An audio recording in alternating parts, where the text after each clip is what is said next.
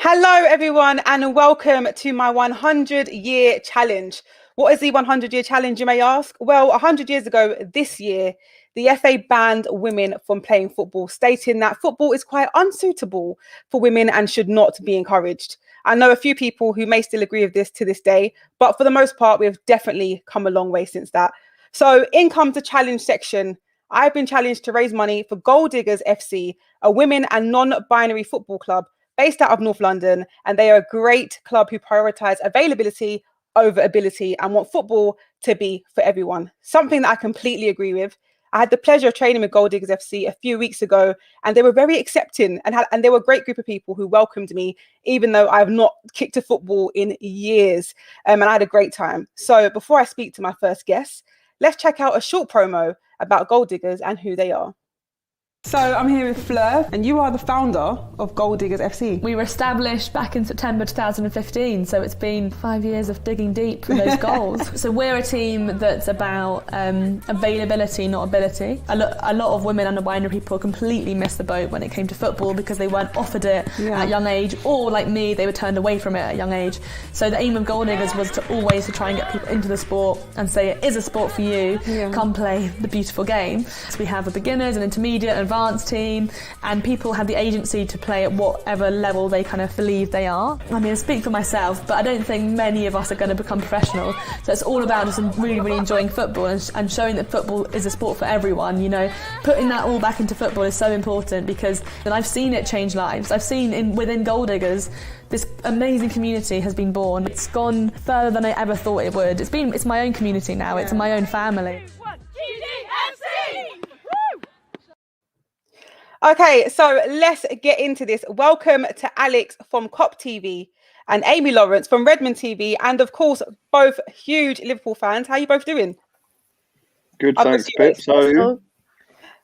How you been, Alex? Yeah, good, thanks, Pips. How are you? Not too bad, not too bad. It's great to have Amy on as well. How you doing? I'm really well, thanks. You?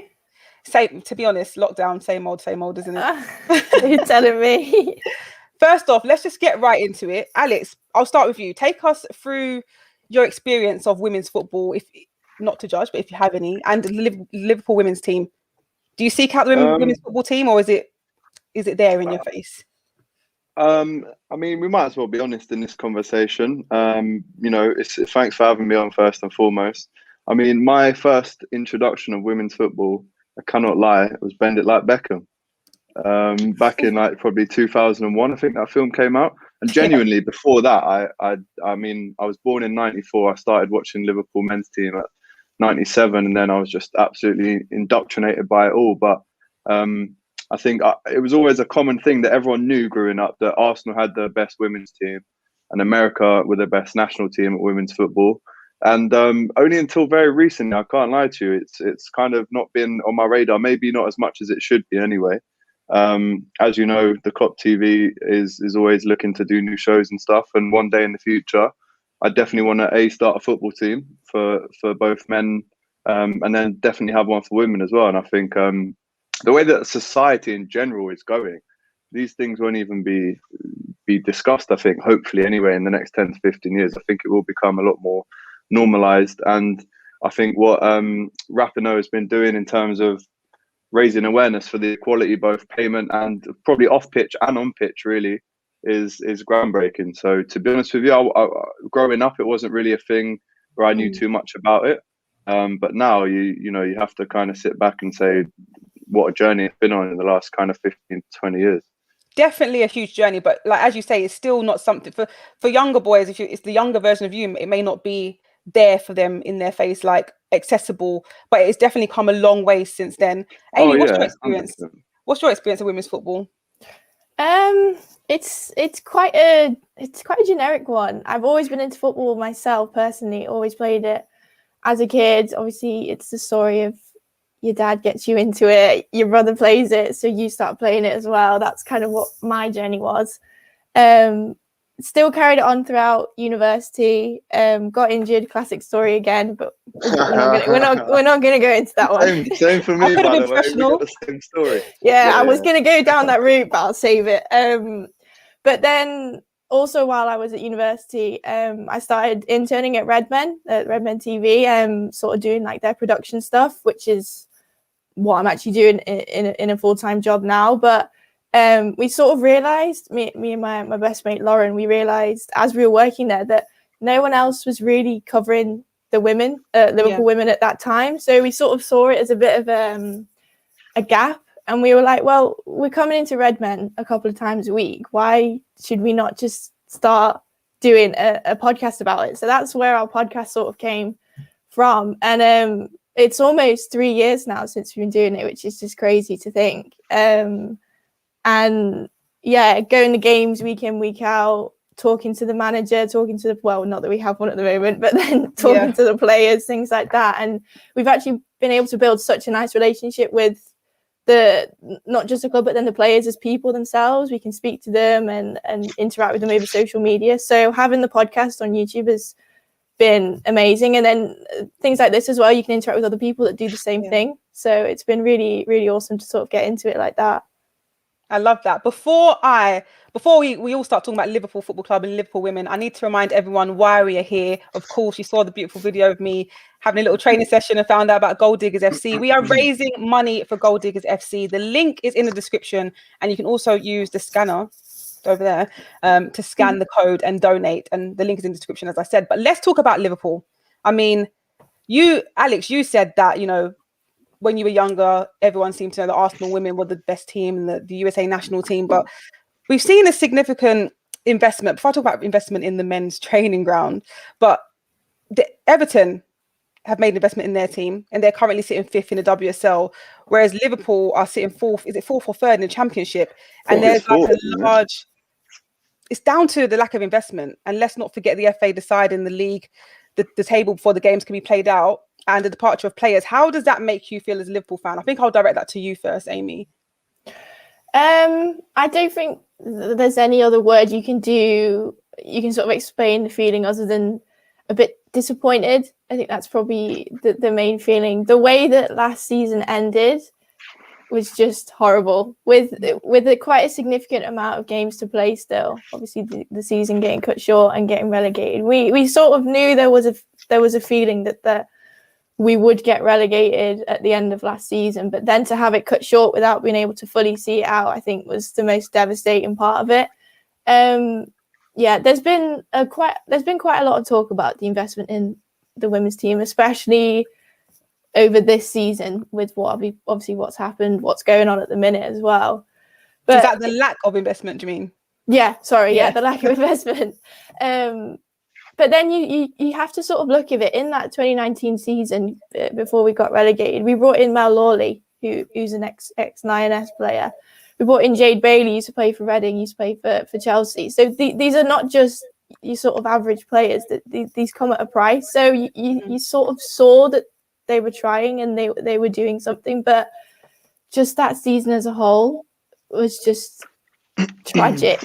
Yeah. And you sort of hope now it's kind of what the club needed to sort of realise that, we're going to have to sort of put our hands in our pockets here and really address how to change it. And it doesn't happen overnight, unfortunately. It would be amazing if it did.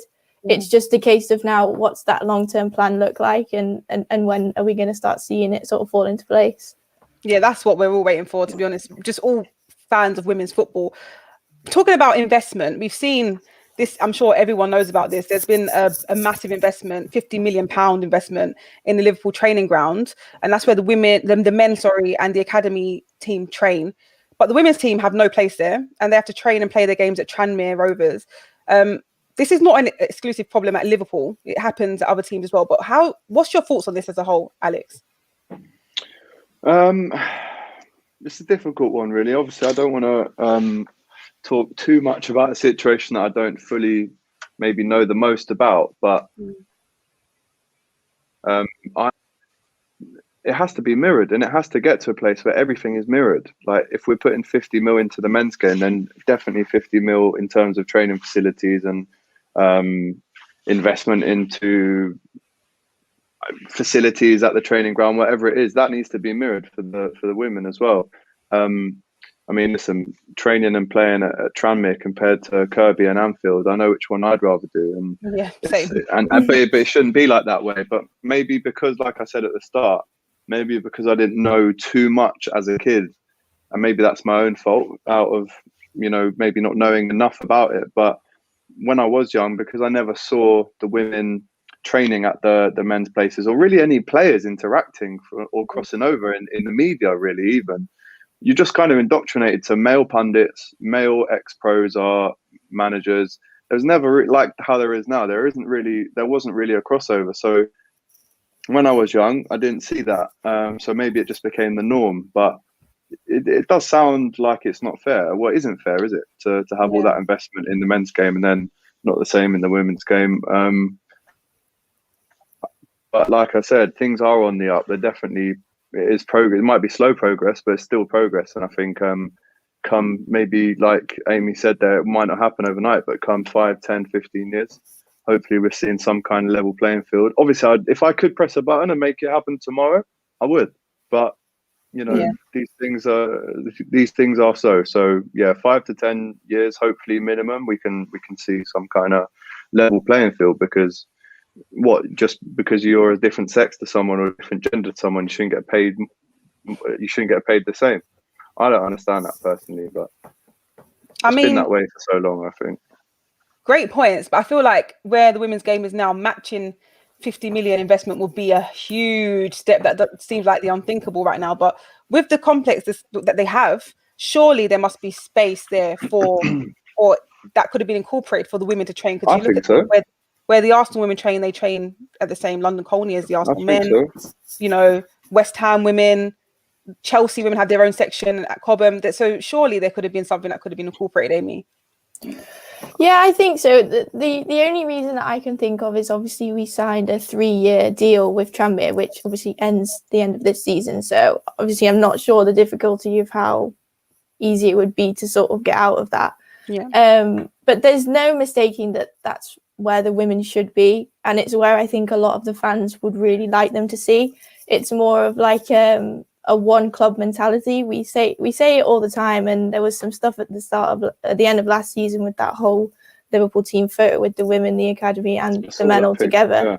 Yeah, and you sort of thought, oh, okay, maybe this is like the start of it sort of turning into that narrative. But then it kind of never really like catched on, and we're still sort of waiting for more. I think the only positive I can take from it, if you look at our facilities now, even though they are Tranmere compared to some of the other teams in the Championship, like it's miles better in quality and things. But yeah, but then when you look, it's blue on the walls everywhere. It's not red, so it does get really frustrating. But maybe at the end of this season we'll see what they come out with. But obviously I know that the Tranmere contract finishes then, but we can just hope, and I really hope that they do sort of integrate them. It would be amazing to see. Do you think though, with a team with such a huge reputation and following, particularly in the US and the UK, of course, should be giving more of a spotlight to the team? Like, I know you spoke, Alex, before about what was visible to you, but do you see much about the Liverpool women's team, or do you think it should be kept separate? So, for instance, Manchester City, they haven't incorporated social media. They've separated recently, but they've always posted. If Manchester City women win, it would be on the Man City's men's Instagram page. Do you think Liverpool should be doing something the same, or? Yeah, I mean, with the rise of social media, you do become more aware of these things, and it's actually funny. Chin's in the comments there. I've been with him before, speaking about female football and the difficulties that he's had, working in male football, and how it's maybe more fortunate for him in a female-dominated space. He's making some great points in the comments there. But I mean, yeah, there's no reason why it shouldn't be shouted about the same. It's difficult for me to kind of think of things that they should do, because, like I say, I'm quite new into this space. But yeah, I mean, in an ideal world, why would Liverpool men's, or I'd hate even calling it Liverpool men's Insta, but I guess it is that. Do you know what I mean? But of course, if the women do well, they should be shouted about just the same as the men. I think the contrast between how the season ended for the men's team compared to the women's is horrible. Like for Liverpool last season. It's the worst possible contrast. Yeah, but you know, I think this season more than ever, with not only the Black Lives Matter movement, but with equality movements, now it's like so. You basically cannot deny what is happening, and if you do try and deny the movement that is collecting such force in a positive way, then you need to be left in the past, because there is no doubt in my mind female pundits will still rightfully be getting TV slots over men, and some people won't be able to take that, but that's just the way the world's going, and it's a positive thing. So yeah, there are obviously, you're always going to get some maybe uneducated people that try and put the women's game down, but I'm sure if their daughter was playing in the team for Liverpool, they'd want them to be shouted about as much as the men's. And that's what I'll be doing if my daughter joins Liverpool. Come on. Of course. I wouldn't expect any less. Amy, I'll ask you the same question. Like, Liverpool have a huge reach, a massive fan base across the world. Do you think 450 million fans, Pippa? That's correct. Thank you for that stat there. That's amazing. That's a lot of people. It's a lot. Yeah. Do you think that, Liverpool should be taking advantage of that, and let's just promoting the women's team on their social media? Yeah, there's definitely 100%. A lot more that they can do to sort of cross integrate both teams. Even one video, it gives the women's, for example, one video on their YouTube channel gives the women a whole load of exposure, because millions of people will watch that, and it must be super easy to sort of do and sort of complete to get out there. So there's definitely a lot more that they can do, and I hope that they sort of start doing that. Even the thing that I thought of, I think it was last season, I sort of said when the men had an international break and there was just a no game at the weekend and the women played, how amazing would it have been if they'd sent someone, sent a player to that game, for example, and sort of said, look, come to the women's game, so-and-so is going to be there, you can watch the footy and then see a player. Do you know what I mean? It then actively shows the team sort of supporting it and then bringing it forward. So there's definitely like a lot more that they can do to sort of really help grow it. Pippa, I think just to add a quick point onto that, I mean, the FA obviously needs to invest more. There needs to be more investment into grassroots women's football, but at the same time, in my head, I'm like, surely there's the social media teams of all these big teams, Liverpool, Man United, Man City. Maybe I'll just speak for Liverpool. Arsenal. Surely it would just be and Arsenal. Surely it would just be an easy win for them to go, right, we've got a media day lined up where Trent is doing this for this brand. Instead of putting some sub on there who hardly even speaks English, why don't you just bring the captain of the females team or the equivalent of Trent in the females team? It's an easy win just for content. I think that's, of course, on the face of the global and national game of women's football, it needs way more investment. So I'm just thinking about easy wins, and I think in terms of content, which is the most powerful thing, as we've seen, if that is a YouTube video like Amy said, or if it is something else, then surely just, I hate to sound like I'm being obvious, but maybe just introduce some of the girls into the content as well. Surely it really is obvious, and it really is things that could be done. And I'm sure I've spoken about it many times to people at the FA and people at different football clubs, and I'm sure other people too. These are easy things that could be done, but hopefully we'll see it happen soon. But just to remind everyone that has just joined the chat and who has been here from the beginning, we are raising money for Gold Diggers FC. All the information is in the link in the description, and you can also scan, if you look in the top right hand corner, scan to donate, and then you can go on the GoFundMe and help us raise funds. This is the 100-year challenge. Now let's carry on the Liverpool conversation.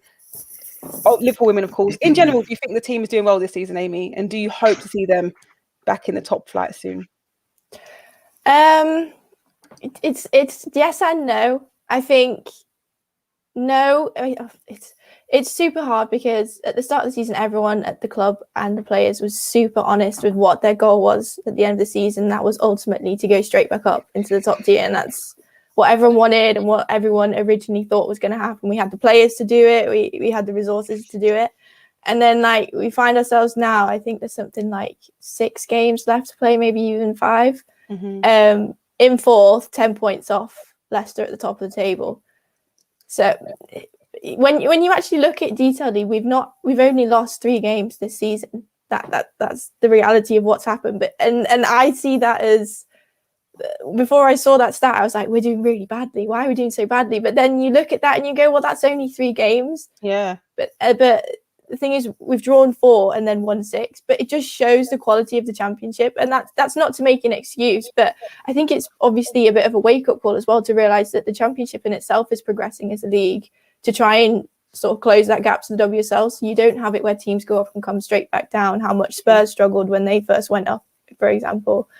So yeah, they're doing all right. I think obviously there's definitely a lot more to improve on, and I think we've just had so many things that have just unsettled the group.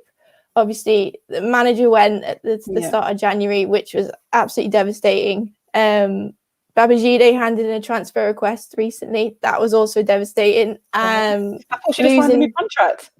Exactly, signed a new 3-year contract. At the end of that, during the summer, really? And then it's been brutal. And if you think the effect that has on the players as well, confidence is just super low at this point. But I think the goal now is to get as many points on the board as possible, put us in the best position to try again next season. Hopefully, I've got a little bit of positivity. You know, if the other 3 teams lose the rest of their games, we can still get promoted. So I'm just holding on to that little bit, but I think the ultimate goal is to just put ourselves in the best possible position for trying again when that next comes around.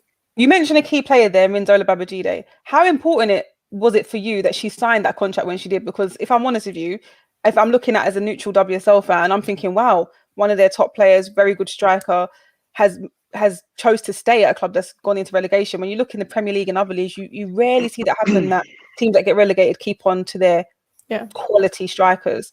So was you surprised when she signed that contract? I don't know if surprise was the word. Definitely happy about it, because I think that then instills confidence in the other players to sort of go down the same route. And ultimately keeping players such as Furness. Rachel Furness is probably one of our most influential players. And I know she has a brilliant relationship with Rince, and that there's something on there that I think they've both pulled together to try and convince her to stay alongside Jepsen when she was here. And I think Vicky was a massive part of why Rince signed that new contract. I think Rince could see a future with Vicky. Now Vicky's gone, I think this might be where it's all come from. And I think it was a massive shock to the players when it happened as well. I don't think they were given that much notice. Yeah, I mean, no one wants to continue a season without a manager. I wouldn't. If I'm doing my GCSEs and I'm, top of the class, I don't want to finish the year with no teacher and a supply teacher. I want the best to be. Exactly. And I don't think you'll find many people that fit the bill for Liverpool as well as Vicky did. She just bought into the whole thing. A Liverpool supporter herself. She was sort of red through and through and literally gave it all. And I think it was hard to see Rince put a contract thing in, and it's going to take a lot of money to get her out of that contract from a WSL club. So who knows if it's going to happen, but unfortunately that could be a sort of domino effect. You don't know who's next going to want to get out, especially now with promotion not looking as likely. But it's just a very difficult time for I think everyone involved with the club, and hopefully there are better days ahead. Now, before we're going to do a quick quiz, Amy and Alex, but before we do that, I have to ask you. It's a big night, Champions League night, so I have to ask Alex, how do you think Liverpool are going to get on against Leipzig? I've previewed this game like twice now. My score has changed from 1-1 to 2-2. So it's still a draw, though. It's still a draw. I mean, I hope I'm proved wrong. I mean, obviously, what do I want the score to be? I want it to be 4-0 and we come back to Anfield with nothing to worry about. But realistically, with everything that we have on the plate, I think I'd love to be proved wrong. And maybe this is the night where we do win, and all of a sudden our season is kind of reborn again. I think this would be a great point to restart the season tonight. All the rumours of Klopp apparently leaving or getting sacked, all the rumours about Alisson and Robertson having a scrap. I don't know about you guys, but I was zooming in to see if Robertson had a buff lip on the Insta. But all that rubbish, all that noise, hopefully is just under the carpet now. And it's like, right, has everyone said what they needed to say? Cool. Let's restart this season now. And tonight's a great opportunity to do that. Listen, if we win the Champions League this season, and we make it 7, you wouldn't know about winning no Champions League. All right. But if we win it this season, it'll be unbelievable. I think win the Champions League, finish second. I'll be happy with that, to be honest. How about you, Amy? How are you feeling about the game against Leipzig? Okay. Not confident. I mean, but that's This is what we like. It's difficult, but I think we need to see it as like a fresh sort of thing. It's different competition. No, not everyone's been talking about it. I think we've been on everyone's lips these last few weeks with what's gone on and whatnot. So it's a fresh competition. Just go out and play football. Like no pressure. Just Simple, do what you can. Yeah, you've got two legs to do it over. Definitely pressure. Yeah, definitely a little bit of pressure, but quite a lot of pressure actually. This is the biggest game in our season, I would say, tonight. Without trying to downplay it. It is a little bit. But guys, we are going to do a quiz. But before we do that, as I've told you many times before, we are fundraising for Gold Diggers FC. And if you have a look at this video that we're about to play next, you'll find out a bit more information. A lot of prices are corporate prices, and a lot of spaces outprice us community teams like our own. But we want to make sure we can keep that space. We want to make sure that we're visible on that space. So the main impact that COVID's really had on us as a football club is our ability to fundraise. We had this amazing club night called Murder on Zidane's Floor. You've got these really nice punchlines. But obviously in COVID times we haven't been able to run that. We've been running it remotely and making a small amount of money from that. But yeah, it's a massive source of income for us. And as we subsidise our membership and our leagues to make football affordable and accessible for women and non-binary people, it's really important that we're able to continue to do so. So we're having to think outside the box. We want to keep growing, we want to keep providing more football, and we don't want to price anyone out of the game. Any kind of financial help would help so much because that pitch is expensive. I can imagine. All right, so whilst we are encouraging everyone to fundraise using the GoFundMe link in the description down below, we're also going to have a quick quiz that our guests, Amy and Alex, are going to take part in. Now, I'll tell you the format, guys. Between the two of you, you must decide if you want to pick option 1, 2, or 3. This could be a nice and easy question or a difficult one. You won't know. We just pick a number. And if you get the question correct, you add £10, £25 or £50, depending on which question you pick, to the pot. Oh, man. And it will be a general women's football related question. So, starting with Alex, pick a number. Number 3. Number 3? Yeah, why not? Okay. I'll give you the question. Liverpool women have won the WSL twice. For £25, what years did they win this? I will allow you two to confer. And I'll accept it. I want to say it's 14. It's either 13, 14 or 14, 15. I think it's 2013, 2014. Do you want to take If it was that year and Gerrard didn't slip, the men and women would have both won the league that year. Oh yeah. See, that would have been a perfect year. You go with this one, Amy. Oh gosh. This is your question, Alex. You can confirm. I've given you a hint. You can pick. I'm gonna go with 13, 14. And the other year. Oh, so 2 years, yeah? I'll accept either of the years. I'll accept one answer. All right, 13, 14 then. To be honest with you, it was 2013 and 2014. So yeah, that's what I meant. £25 in the pot. Double winners, come on. Right, well done, Alex. I'm proud of you. You did that all by yourself, mate. Now you've only got between options 1 and 2, Amy. Which one are you going to go with? I'm going to go number 1. Oh, for £50. Oh God. Though founded in 1989, Liverpool women were known as Newton Ladies FC. What year did they partner with Liverpool and take on the name? Oh, it's a hard one. So a big £50 to add to the pot here. And everyone else can help raise funds by donating, clicking the link in the bio in the description. I keep saying link in bio. It's not Instagram. Link in the description. I'm saying, just to give you a slight bit of help, I remember getting a program from a game that I went to, my first ever game at Anfield. I was like 3. Mm-hmm. And in the program and the kit, you remember the old Reebok kit from the 96 season? I remember opening the program and seeing a girl in that kit and being like, oh, Shit. So it must be at least 96 before. I didn't think it was that. I thought it was like later than that. Oh, are we? Come on, we can confer. It could Someone be help her out. 98. It could be 98. I thought it was more like 2000s, but I could be way off. It's a hard question. I'm gonna have to press you for an answer. I really want you to get this right. It's a massive £50. Oh, I don't know. Go with what he said. Just to help you out a bit, I would, wary on what Alex said. I mean, he's not completely right, but just think about what Alex said. 99. That's what I would say. But okay, go 99. Oh, unfortunately, that is the incorrect answer. Oh.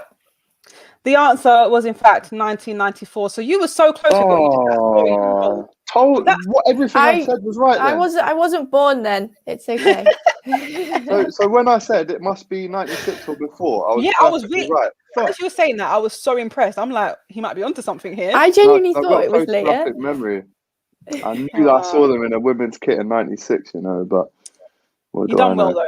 You done well. I was born in 94, to be fair, so it's not too at least bad. Between the both of you, you helped put £25 in the pot, so it's better than nothing. So awesome. Get in. Thank you both, Alex and Amy. Before I let you go, do you have anything you want to plug? Of course, we know you're from the COP TV, Alex, to tell us a bit more about where we can find you and so forth. The COP TV.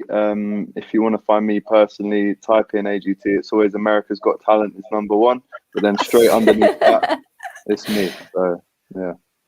Perfect. And of course, Amy, where can we find more of your content and more about you? You can find more of RMTV Women's Podcast on YouTube if you just type that in, and then just type in Amy Lawrence. There's not many people called Amy Lawrence, so, you'll be able to find it. RMTV. Yeah, RMTV Women's Podcast. Yeah. Perfect. Guys, thank you so much. Up next, I'll be speaking to Crystal Palace goalkeeper Chloe Morgan and AFTV presenter Cecil G. But first, check out this video on Gold Diggers FC and why we are here tonight. We've capped our membership, but we want to grow in a way that firstly makes Gold Diggers more inclusive. We have a set amount of spaces for women of colour, non-binary people, trans people, and anyone over the age of 40, because we've realised that women and non-binary people over a certain age, they're not only not encouraged, they're not even expected to play. Yeah. So you get stuff like your mate Gary in the office, who's playing for his work five-a-side team, but Suzanne never gets asked and never even gets any sort of call-up to the team. So this 40-plus session is one of the best things we've ever done. We've had players from 40 to mid-60s coming to play, and it's been at the Arsenal Hub, and it's just such an exciting atmosphere because people they turn up, some of them are complete beginners, have never actually played football, and they leave after scoring goals. They kind of leave so happy and just giggling as well. Exactly, and it's so sad that so many people are missing out on that because society says it's not for you. Remember, you can find more information and the link to the GoFundMe in the link in the description below. I'm going to be joined now by Crystal Palace goalkeeper Chloe Morgan and AFTV presenter Cecil G. How are you guys? Hiya. Good to see you. Chloe, the last time I saw you was actually at the Gold Diggers FC training session where I was put to my paces, but I really enjoyed it. I remember it very fondly. Yeah, you refused to get involved in the goalkeeping session. Sorry. So if you just want to come back and do that, that'd be great. I might consider it. I mean, I have no fun. I don't think it's fun for me to be diving around on the mud or on the grass, but I might consider it. Brilliant. All right, I'll keep you to that. Cecil, how are you doing? Yeah, I'm good. It's been a busy day here. I'm at AFTV now. Yeah, I can see. Studio, as you can see, been a mad day, but I'm good. Obviously, I saw you recently as well in a nice Arsenal one. So yeah. It's good vibes right now. It's good vibes. Always a good vibe. Let's hope they keep it up, eh? Okay, so for this segment, I'll be talking to both of you, and I know Cecil, I know you wanted to learn a lot more about women's football, so I'm going to ask a few questions, and Chloe can take the lead on the answer to these, and feel free to ask anything. We want to get a real conversation and debate going here about equality, and that is not about the big things it's about the big things like equal pay, but more about equal access to facilities. Chloe, how important was it for you in your development and for talent in the game? What are some of the inequalities you have come across whilst you've been playing? I mean, I've been quite fortunate to go from kind of grassroots level to playing up to championship and WSL. And I think at every single level, there's been inequality and discrimination that's existed. At grassroots level, there's always been difficulties in obtaining pitch space and facilities and, access to health insurance, medical cover. And those are kind of the big things at grassroots level. And then, you go up to the likes of the WSL and Championship, and again, you are sometimes fighting for access to the right training facilities. I mean, you spoke previously with the other guys about the discrepancies in what the men's team can do in terms of their training facilities and what the women's teams have access to, and all those things make a massive difference. I mean, having access to the same kind of medical staff and physiotherapy and strength and conditioning, and even having sort of the drinks and protein shakes and things like that after the game make a big difference. So yeah, it definitely exists at all levels. Yeah. So all those. Oh, go on, Cecil. Go on. Well, yeah. So just obviously, I've been a player as well. But when I was playing, when I was a youth team player, we used to train next to the first team and whatnot. I always question that. Like, do the women not get to play on the same training pitches as, like, if you're playing for a big club? I don't know, like the Palace or Chelsea. Do you not train on the same training ground or like next to them or near them? I think based on my own experiences, I think obviously when I was at Spurs, I was quite vocal about the fact that we didn't have access to the same kind of things that the men's team did. And when I was at Spurs last year throughout the WSL, we had the majority of our training sessions at the Hive in Barnet. And we had waterlogged pitches, we had dodgy shaped goals. We didn't have access to the kind of a private gym or a gym that wasn't shared by the public. We were often sharing the gym with the public, and obviously that sometimes that meant that we couldn't use the correct equipment, or we had to wait quite a long time to get into the gym.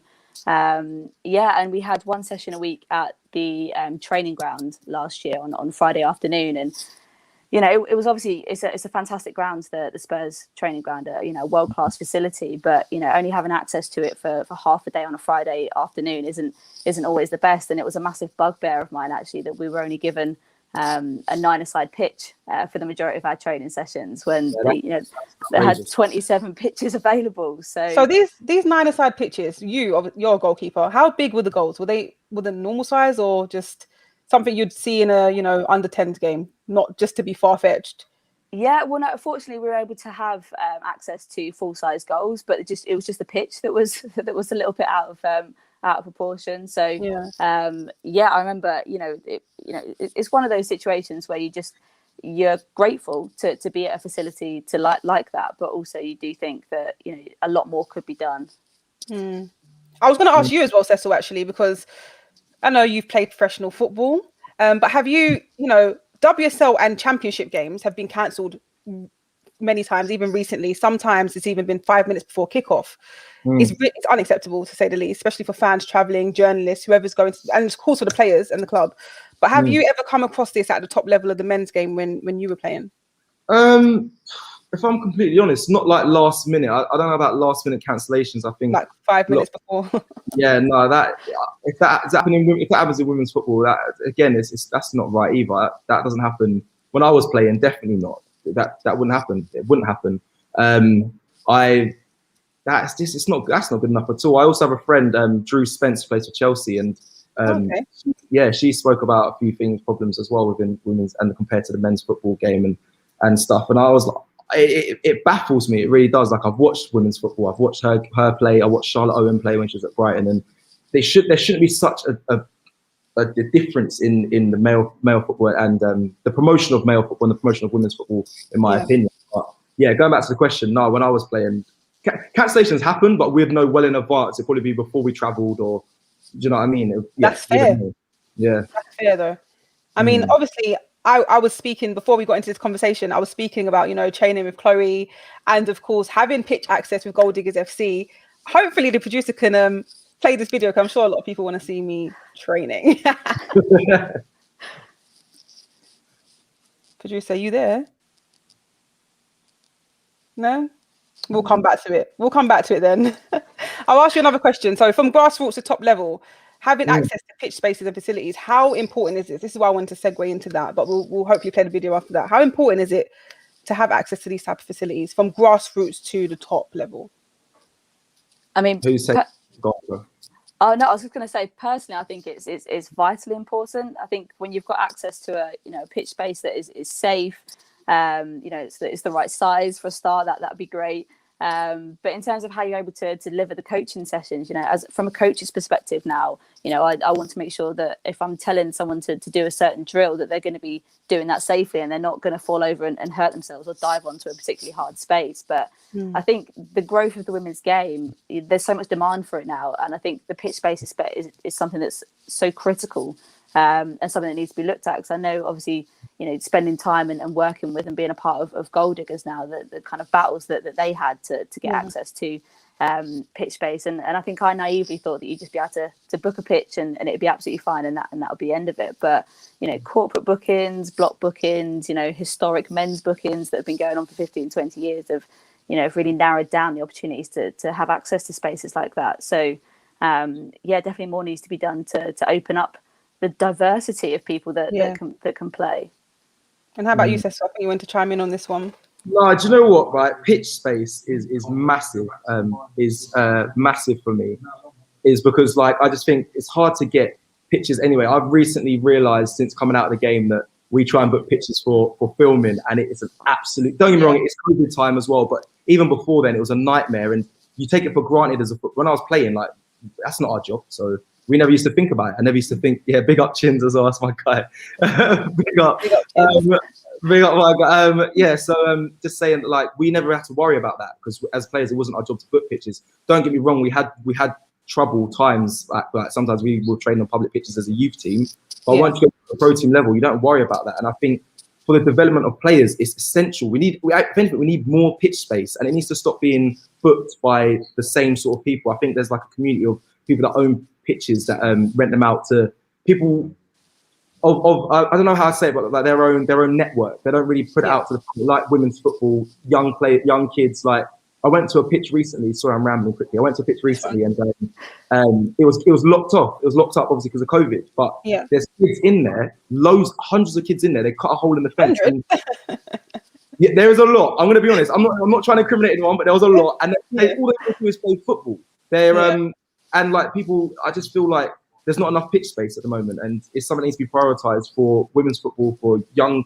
grassroots as a whole, because it's difficult to find pitch space these days, especially safe pitch spaces. This is not grass. I'm talking about 3G pitches. I know it's a lot of money, but it needs to have more investment. And this is exactly what we're raising funds for. Part of the reason why we're raising funds for Goal Diggers, and hopefully that video is available when there was pitch space and I was able to go down and train. You should actually join. Come along, Haggerston Park tonight. I want to. I might come tonight. You should come. Yeah.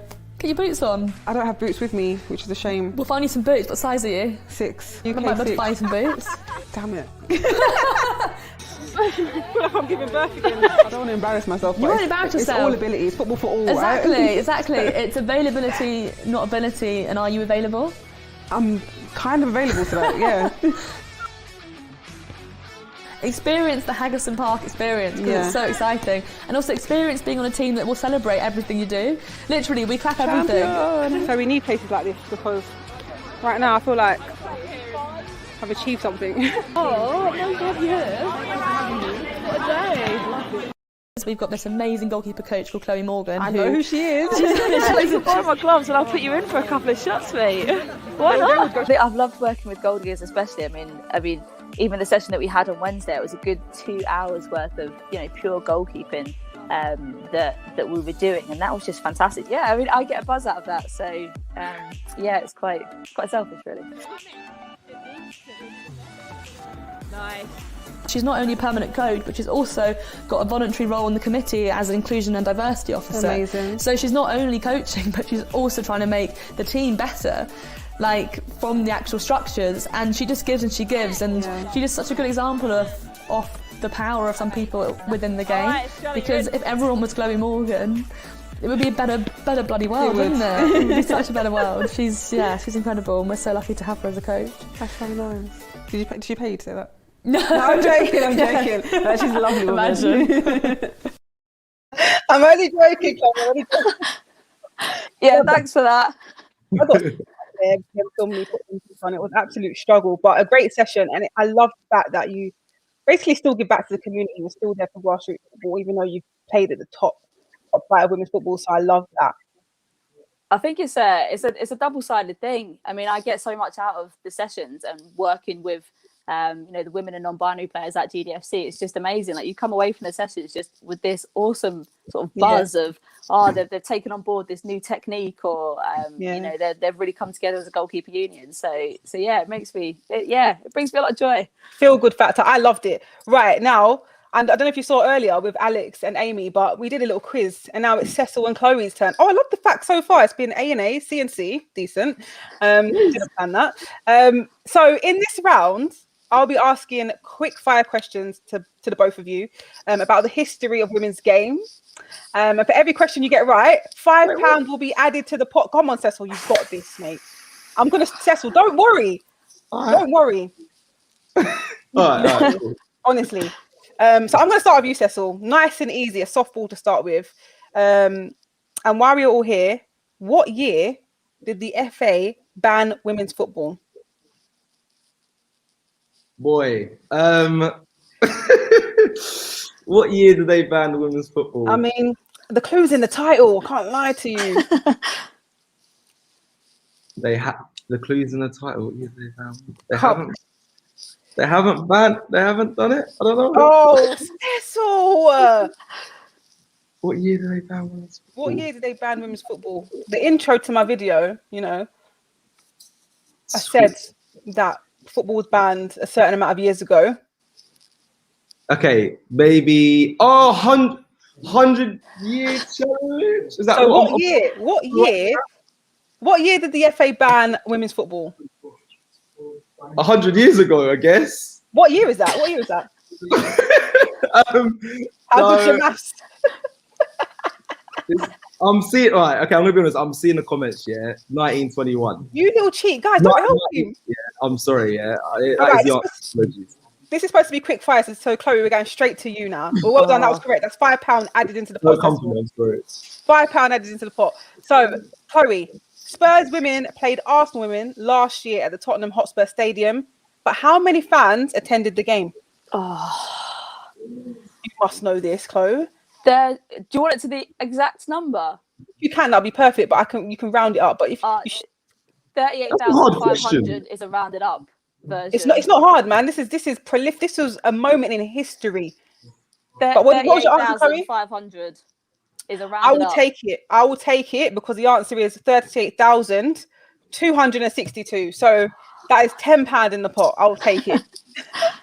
Now, Cecil, the Lionesses played at Wembley last year and had an attendance of over 77,000. But who were they playing? Wait, who? Can you say the first bit? I missed the first bit. Sorry, lag a little bit. The Lionesses played at Wembley last year and had an attendance of over 77,000. But who were they playing? Germany? You're waiting for the comments, aren't you? Man said, can you stall me saying, can you say that again, please? I'm getting used to this YouTube stuff, I'm telling you. The answer is Germany. That is correct. That is £15 if my maths is correct. There's £5 for each question. So let's go. Right. Chloe, Lily Parr, a pioneer in women's football, famously played for which team? Oh, God. Oh. To be fair, one of the only reasons I know this because I studied this at uni when I studied sports journalism. But I think I would have learned it later on in life anyway. Is it Dick Kerr? Go on, girl. That's 20 quid in Come the pot. on. Fun fact, just to add it in there, Lily Parr once broke a man's arm for her powerful left foot shot that he insisted that he could save. Wow. Mad, isn't it? I mean, say no to violence, but it's a powerful shot, that is. Cecil, what year was the first official Women's World Cup and who won it? Pippa, I'll give you a clue. Please. I actually don't know how old you are, but I'm going to assume it's a couple years before you was born.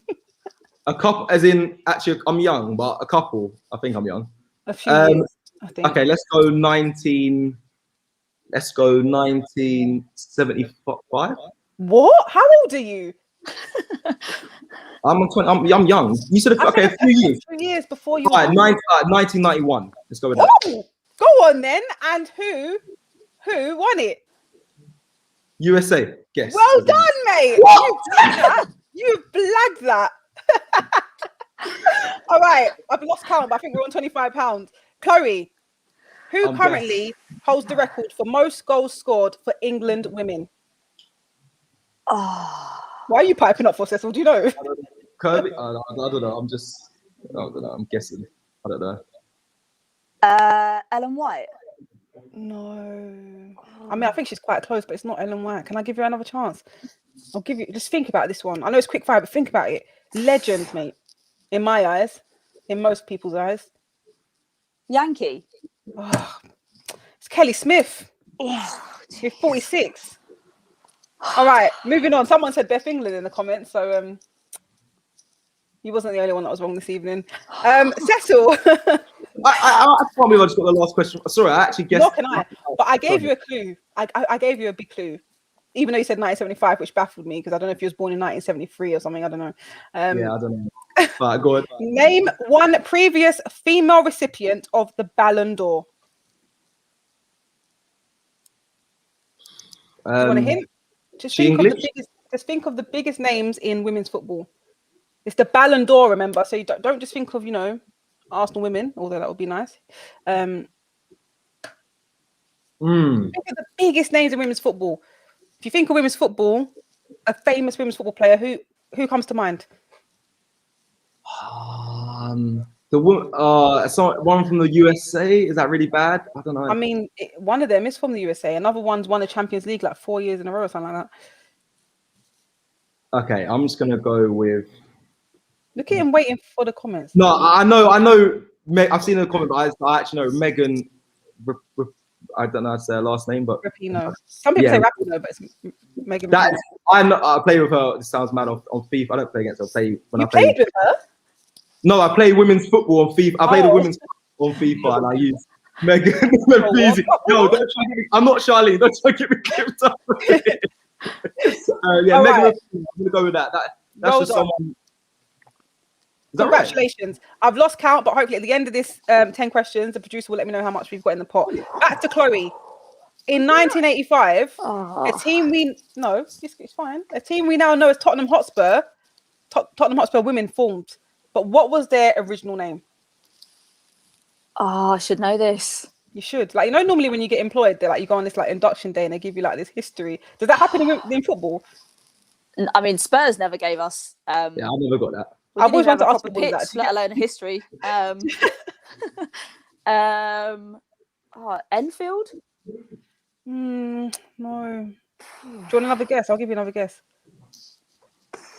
Oh, we've got some knowledgeable people here in the comments, Oh, I can't see the comments. We got the comments. Not they should be looking at the comments. I've got no idea. I'll give you 5, 4. Oh, Cecil, jump in. 3. London Bees. No. It was Broxbourne Ladies. Right.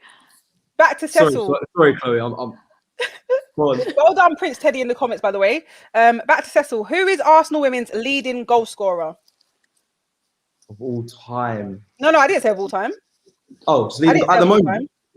Who are you looking at? Who's looking at you? Did you know he's here? Mr. Loverman. Ty? No, you have to answer. Who is the Arsenal women's leading goal scorer? Okay, I'm going to be honest. Ty is screaming. He's shouting behind me. Come on, you should know this. I should know this. Come on, guys. Every Arsenal women's player fan says this name every week. Vivian. Oh, he says it. Yeah, Ty says it. Ty says it all the time. It is Vivian. I know he said it's Vivian, but he always says it. I don't know how to say her last name. Vivian who? Miedemar? He said Vivian Vivian Miedemar. I'll give it to you. All right, Chloe, last but not least. Go on. Now called the WSL, what was the original name of the top flight of the women's game in England, and what years did it operate? This is a 2-part question, so it's worth £10. So the first part of this 2-part is, now called the WSL, what was the original name of the top flight of the women's game in England? I think you're looking for a different answer, but it was definitely WSL 1. I'm definitely looking for a different answer. That it definitely because it was WSL 1 Yeah, I and it was remember. WSL 2. So WSL 1 is definitely correct. I don't know what answer you're looking for before that. All right, but what years can you give me that you operated in? 1999 to 2010. Do you know what? I will take your WSL 1 answer because I think it's low-key not fair. But the years are incorrect. Let me go. What year is it? Did Ty tell you? No, he doesn't. He's behind me, but he's behind the camera, but he doesn't know this one. He looks baffled. For £10, what is it? I want to go for the year I chose earlier, 1991 to 2001. Oh, you was close, mate. It started in 1991. To 1999? But to 2011. Oh.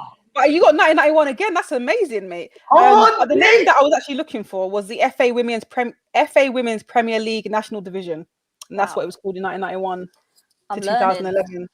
Please, yeah, I need producer, to study. I need to really look at this, study after this. I'm hoping that I can get a total amount, because I've lost count actually, of how much Chloe and Cecil added to the pot. I'm going to assume it's like £25 to £30, but I need a confirmation. But thank you so much for that quiz. Do we have a confirmation, guys, producers, as of yet? Oh, £40.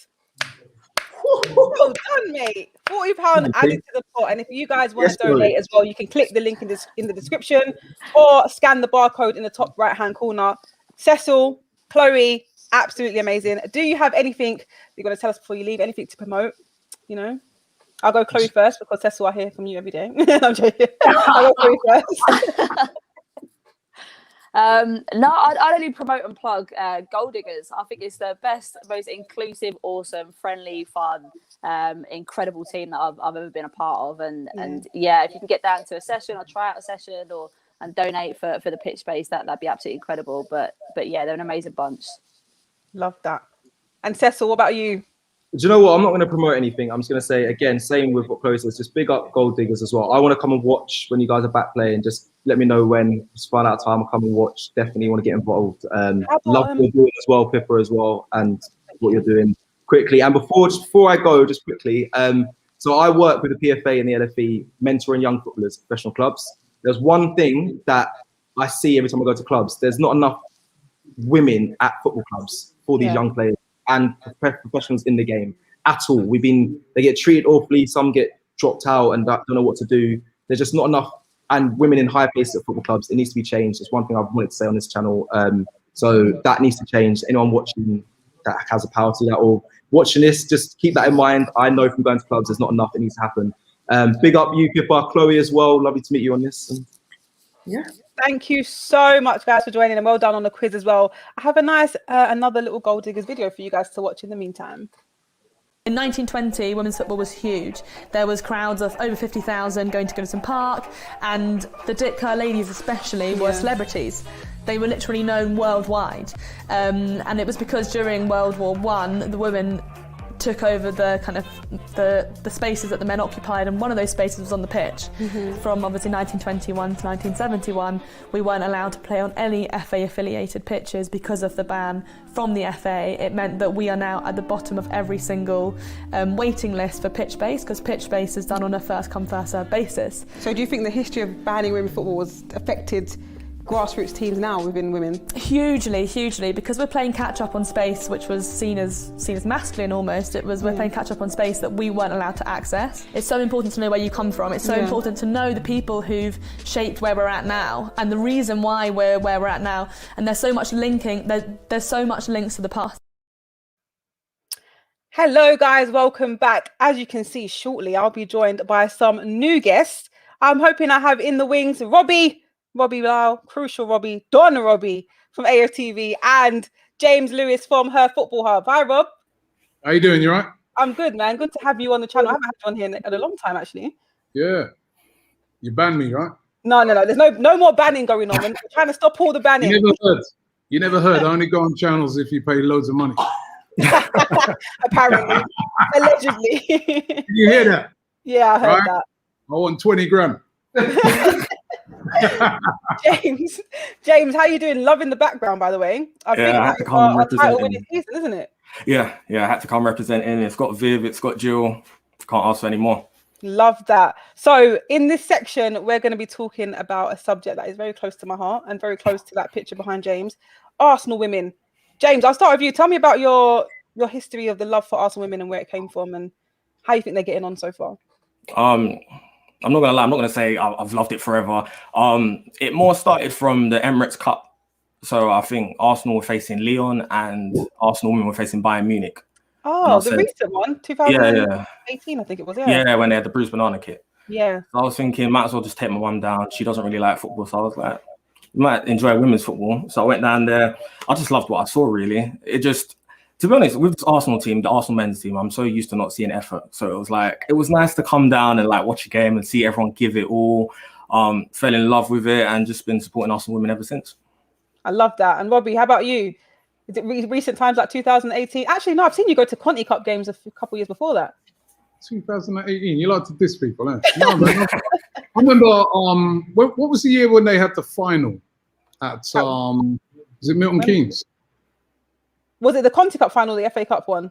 That was I think it was the FA Cup, wasn't it? I remember they had a big FA Cup against Chelsea. They played Everton. Remember, they played Everton. It was ties there. Let me ask them in the back. That must be Milton Keynes. I remember, but yeah, I don't think that was my first game. I've seen the Arsenal ladies play a few times. When they were the best team, they kind of, the money now from Chelsea and the money now from Man City, a bit like the men's game, they're kind of taking over. But no, I've always sort of had a little eye on the women's team. I remember actually one of the last games of football that I went to was with you. Remember, we went to the Conti Cup final. I was trying to find a picture on my phone. It was me and you. We went to the Conti Cup final, and that was Nottingham Forest's ground. Yeah. Remember? Feels like so long ago now. That was last year around about, because I remember I was coming home. Yeah. And my dad was. I got a message. My dad was sick, and I had to like divert and go back to Manchester. So yeah, that was one of the last games I went to, man. But I enjoy watching the women's game, man. It's I think it's really come on leaps and bounds as well. So like year in, year out, it improves. So no, I'm a fan. Yeah, I mean it definitely improves. But if we were to look at 2014, Ty's just told me. Milton Keynes, that one, was it? Yeah, I remember going to that final. Yeah, I've been to, mate. To be honest, like a lot of the games I've been to have been like the big ones. Yeah, I remember definitely. You was definitely at the one at Wembley, the Chelsea at Wembley. Yeah. I remember seeing you there. I was at the one at when they won the Conti Cup at High Wycombe. Oh, okay. I was there when they won that. I remember the great thing about that game is that at the end, when Arsenal ladies won the trophy, and I've never seen this before, and this is one of the great things about when you go to watch women's football. They actually came over to the crowd, and they were giving some of the crowd the trophy to hold. Yeah. And taking pictures with it. I was like, wow. I was going, imagine the men's game. No, you would never. The trophy would disappear. You ain't getting it back. It'd be up in the crowd. You know what I mean? So, no, I like the vibe of the women's team. You know what I mean? And I like the fact that the ladies seem very close to the fans. I mean, and obviously there's not as many fans, so maybe that's why they have that closer relationship. But it's a real closer relationship. If you follow the women's game, I've been to games at Boreham Wood, and you can get to kind of meet the players. You know what I mean? They come around afterwards and they talk to the fans. They speak to the fans as they're leaving the ground, and that's just really nice, really nice. Yeah. I mean, there's so many positives we can talk about Arsenal women, James, about how many trophies they have won over the years. I mean, I think they're definitely still the only team in England to win the Champions League, which was called something different before, but it's now the Women's Champions League. But if we look now in recent times, oh God, would you say they're falling behind the pack? Manchester United have just come into the league in the last 2 years and are doing incredibly well under ex-Arsenal player Casey Stoney, who's managing a great team. You've got Man City, who've always been doing well, and Chelsea as well. Would you say that Arsenal are going through a very bad phase, basically? Yes. I think it's a really dark phase. I used to think I was the bad luck because I was like, as soon as I supported Arsenal, then all of a sudden, like, things just changed. But I think it's just a case of bad recruitment and letting the wrong players go. People like Chloe Kelly should have never let her go, and it's like she's come back and had 2 assists against Arsenal when she's faced us. So it's like letting the wrong players go. I think we let Janssen go to Werder Bremen and things like Wolfsburg, and it's like when you let the best players go, it's like it's always going to have a big effect. Man City's been given a lot of like investment, and then obviously that helps bring in the best players. I think Arsenal should have tried to get one of the American players, like how United got Christian Press and Tobin Heath. I think Arsenal could have used with that kind of experience, even more experience, to help Viv and the players. I also think it's just not going well in terms of how they're being managed. I was definitely going to ask that actually, because you spoke about some of the, the big names, the World Cup winners from the US team coming over to the WSL. A few years ago, it would have been very obvious that, to me personally, that those players would have chosen to go to a team like Arsenal. But do you feel like it's more attractive now to players to join the likes of Man City and Chelsea? Yes, I think it's really scary, because I think if you look at a lot of great players at Man City, a lot of great players at Chelsea, they all started at Arsenal. A lot of them, Caroline Weir, Steph Horton, they all started at Arsenal. So it's like, so it's like all those kind of players, you look at them now, but they would never choose Arsenal, because it's like, I think the top 2 places you would want to go to is Chelsea and Man City, because the investment, for the investment, and just, you can see they are on the up. They are on the up consistently, whereas Arsenal, we've kind of stagnated. So it's like you don't really know where Arsenal's going to go. So it's sad. It's sad to see it happen, but I have faith that Arsenal will improve, and then more players will want to come back. Robbie, do you feel like the Arsenal needs to do more to attract big name players? Is he talking about the women's team or the men's team? At this moment in time, I'm actually talking about the women's team. Because more or less it's the same thing. It's just like, when you talk about standing still, that's what's happened.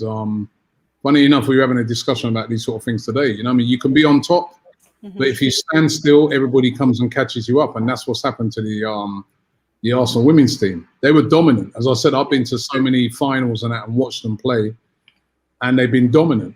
And now they've been caught up. Man City have passed them. Chelsea have passed them. Manchester United are looking like, they're going to pass them as well. So they now have to get their act together. And this is the thing, is that when you're a football team or in any business you do, if you stand still, you then find yourself reacting. And it's never great when you're reacting, because that means you're behind everybody.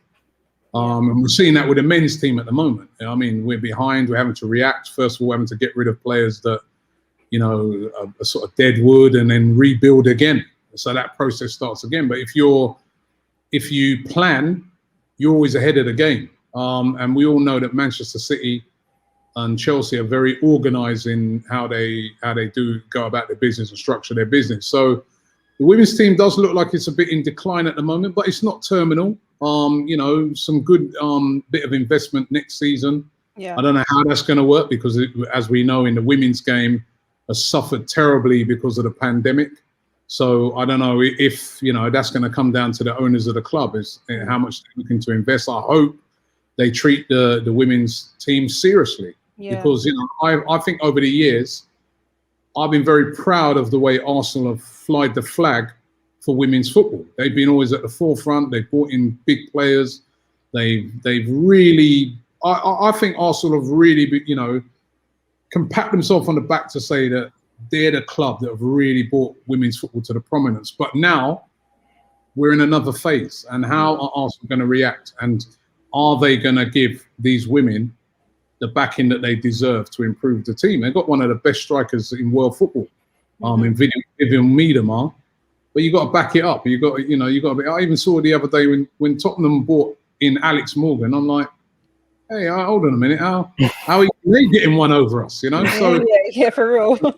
Arsenal got to start, really getting their act together. And as I said, it's not terminal. It's something that they can gain back very quickly, but they've got to first of all hold on to Vivian Miedema. Exactly. Hold on to their best players, and then bring in some players and build around. Because I don't think this season they're not going to. The league's a bit like the men's team. The league's over for them. That's the only thing. That's the only thing in women's football. You lose a couple of games and you're out of the league. Yeah. It's not just that. I don't think it's going to be very hard for them to qualify for a Champions League spot, even though there's been an additional spot given. Is now top 3 can go into Champions League, but they're drifting away from that top three position now. But I was going to say, on the other hand, I know you said that, you know, Arsenal been dominating for years, and if you stand still, it's, you know, it could be a problem. But maybe it's not just the fact that they've played badly or they're not having funds. Maybe it's a good thing for the WSL and for women's football that other teams are stepping up to the plate now and there's more competition. Yeah, that's great that women, you know, there are lots of other teams. Like you said, Manchester United, look at they've come from nowhere in a way. Everton, you know, even those teams like Reading and that are getting little results and things like that. But I just look on it that the reason why they've been overtaken so badly by, you know, I look at 2 teams around them, Chelsea and Man City in particular. You know, the way in which they've overtaken them in recent years has not been good. And like James just said, it's Arsenal. A lot of Arsenal's players are playing at those teams. Yeah. Right. So that to me shows me that they've stood still. They've stood still and they've allowed their best players to get picked off, bit like the men's team. Exactly what I was saying. Speaking on that, because you're comparing it to the men's team, I have to ask James this as well, because we've seen in recent years under Wenger, even under Emery, and in other teams in the Premier League, Manchester United, that fans can be very vocal about the issues at the top, the managerial issues. But I've never, ever seen that in the women's game, maybe because it wasn't on social media much, but I've never really heard fans of the women's game say, we need this manager out. Something needs to change. And I don't know if you've noticed, but in recent times when Arsenal women post their full-time result on social media, there'll be a flurry of, you know, comments coming in saying, Joe out, Joe needs to go. Something I never thought I would see in the women's game. Yeah. Do you see that issue? Do you feel like Joe needs to be replaced?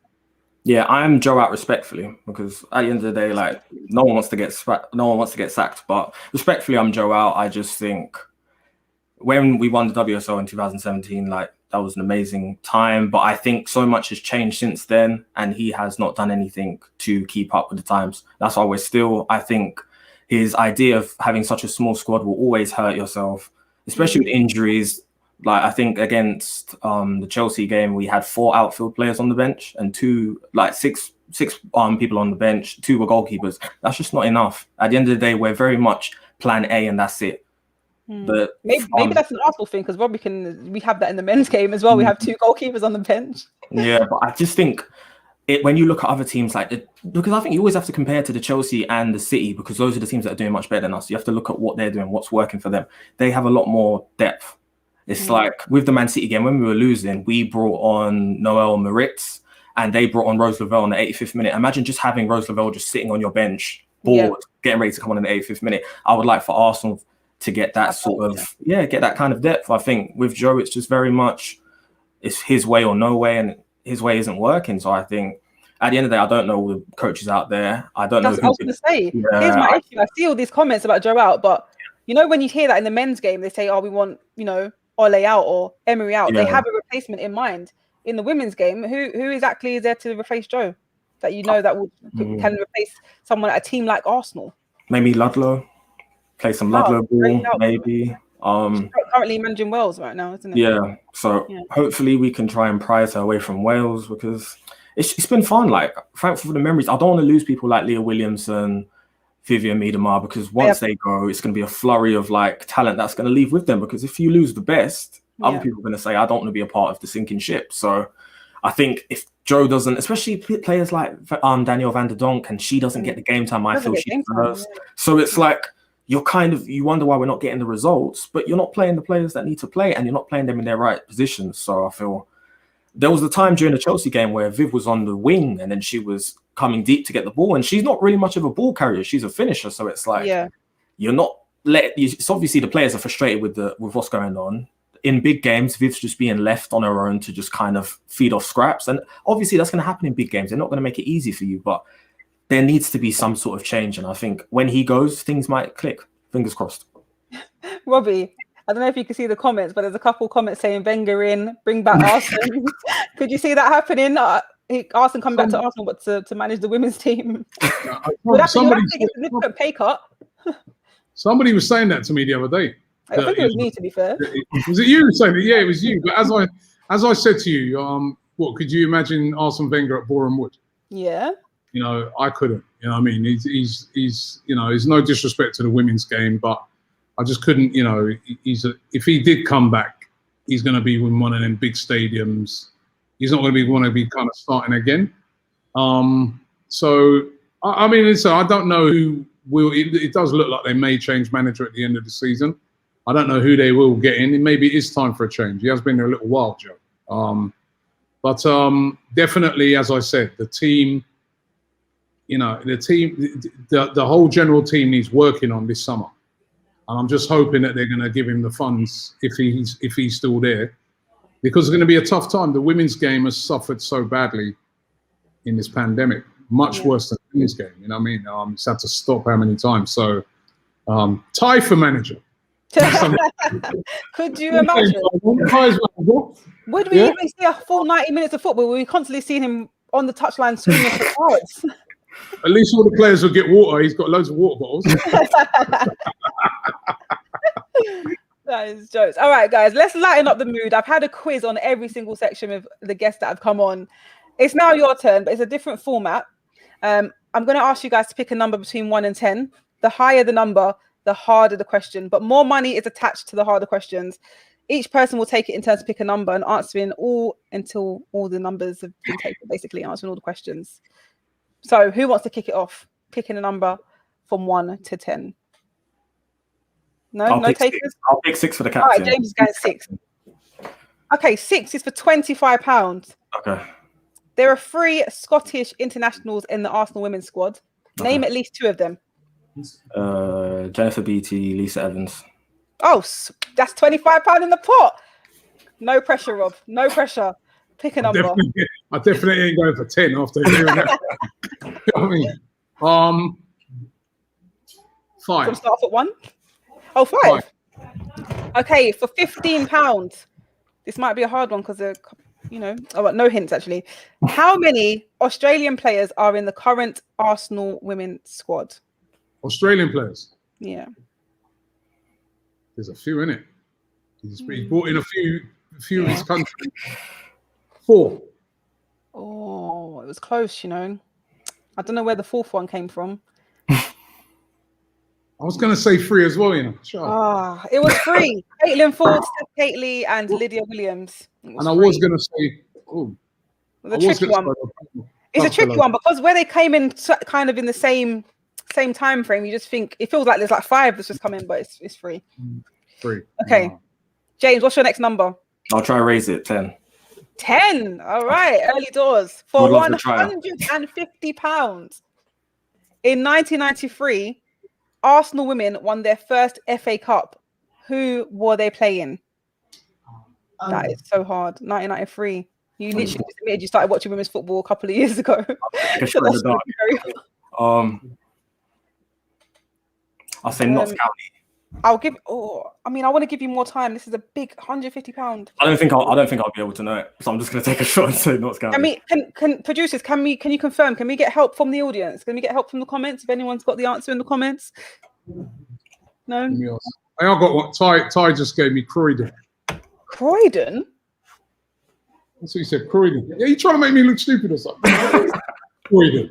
Croydon. Come on. Hopefully someone. Oh, no one's got it in the comments yet. Oh, how can I give you a clue about this? He said that he reckons it's Croydon.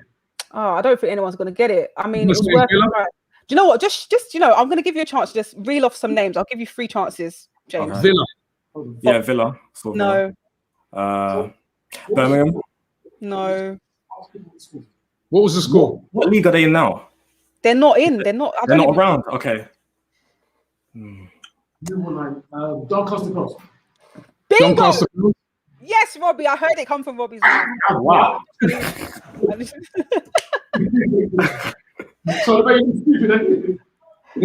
answer is Doncaster Bells. Big up Ty, and he's googling. But no, you know what? To be fair, he weren't googling. Well done, Ty, man. Where you get Croydon from, man? I know it's Croydon. All right, Rob. Well done, James. I'm gonna, well done, James. £150 in the pot there. Right, Rob. What's the next one? That came from this corner, man. No, I'm taking some credit for that. That's a team effort. We'll call that a team effort. Big risk, big reward. Which team effort? I got a team effort. All right. Go on, pick a number.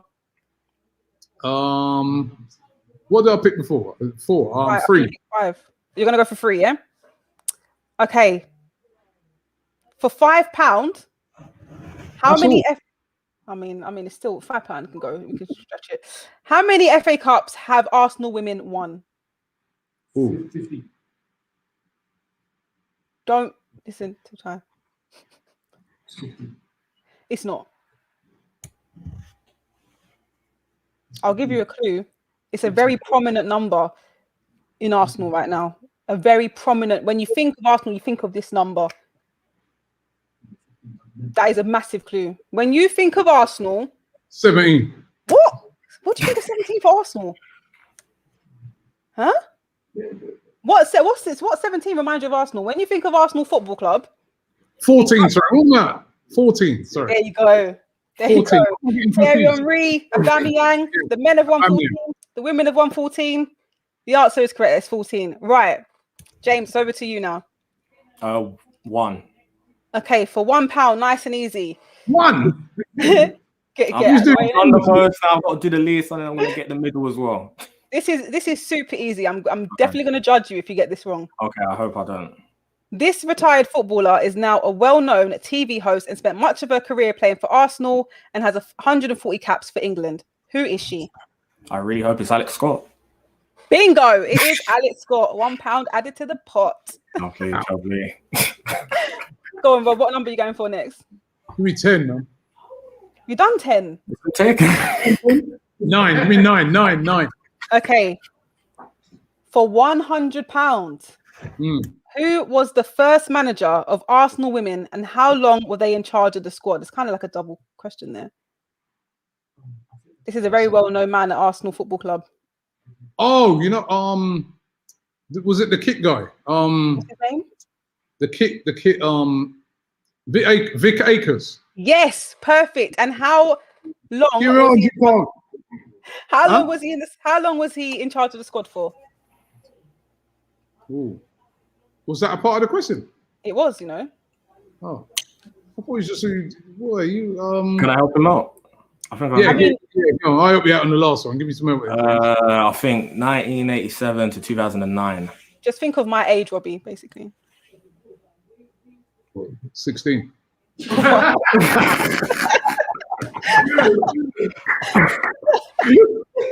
was too much of a compliment.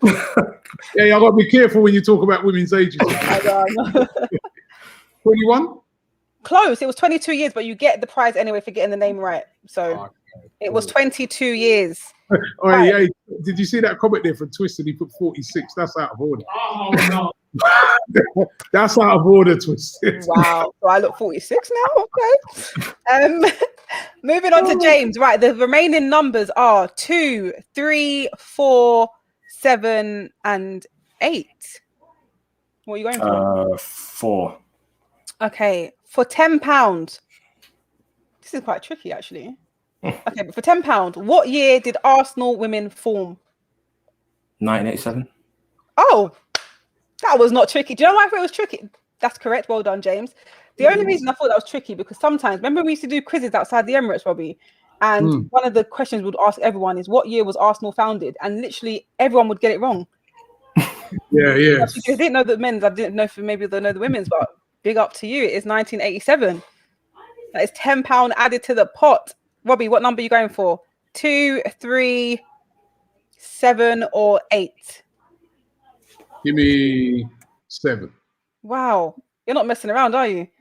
Yeah, man. Do it the hard way. For £50, how many consecutive league titles have Arsenal women won? Oh, consecutive. Because they, at one time, man, they win it every year. I'm gonna go with 5. Oh, it's a bit more. I feel like I'm helping you guys too much.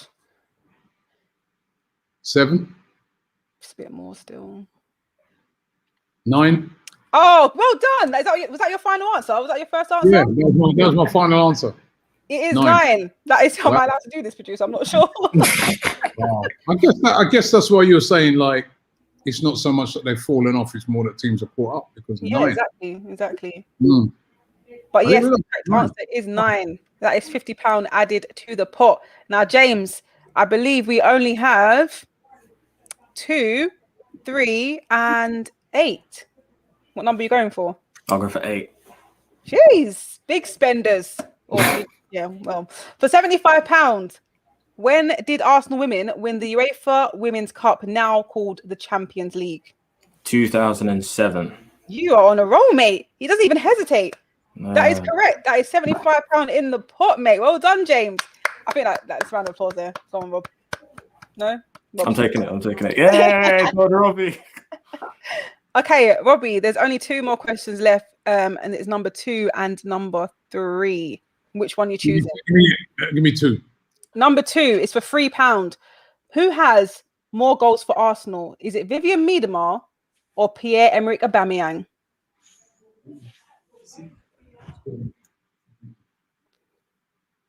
Aubameyang. Do you know what?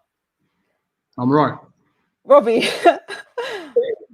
Isn't Miedema's 40? Do you know what, Rob? You are correct. Well done, mate. It is Aubameyang. He just edges it. He scored 3 the other day, but I'm sure it's 62 now. And Miedema's on 54. Yeah. But do you know what? Everyone in the comments looks like they went for Viv. No, see, that's why I don't go in the comments, you know. I go with this. I go with this. I knew that one. You know what I mean? It's Aubameyang. Well done. Well done. James, the last one is for you. And it is question... Wait, where am I? It must be question number... Are we done, actually? 3, innit? Yeah, there was one left. Oh, no, we did 3 earlier. No, I think we're all done. We're all done. You've done the Alex Scott. You've got the Aubameyang question. 14 FA Cups. 1987 they formed. 3 Australian players in the squad. 3 Scottish players in the squad. 2007 won the Champions League. Vic Akers, manager for 22 years. And Doncaster Bells in the FA Cup final. So, congratulations. Can we confirm how much they've added to the pot? I can confirm. £419 has been added to the pot. That is a massive, massive, massive round of applause. I think that's the biggest one yet. But there was a lot of options. You had a £150 question there. So big up Robbie, big up James. That has been amazing. I will be back with some new guests after. Oh, actually, before I do that, I have to say thank you for coming on, Robbie and James. It's really in it. Robbie, where can we find you? Want to plug it? Where can we find you, Robbie? For me? Yeah. You can find me at the moment. I'm in North London.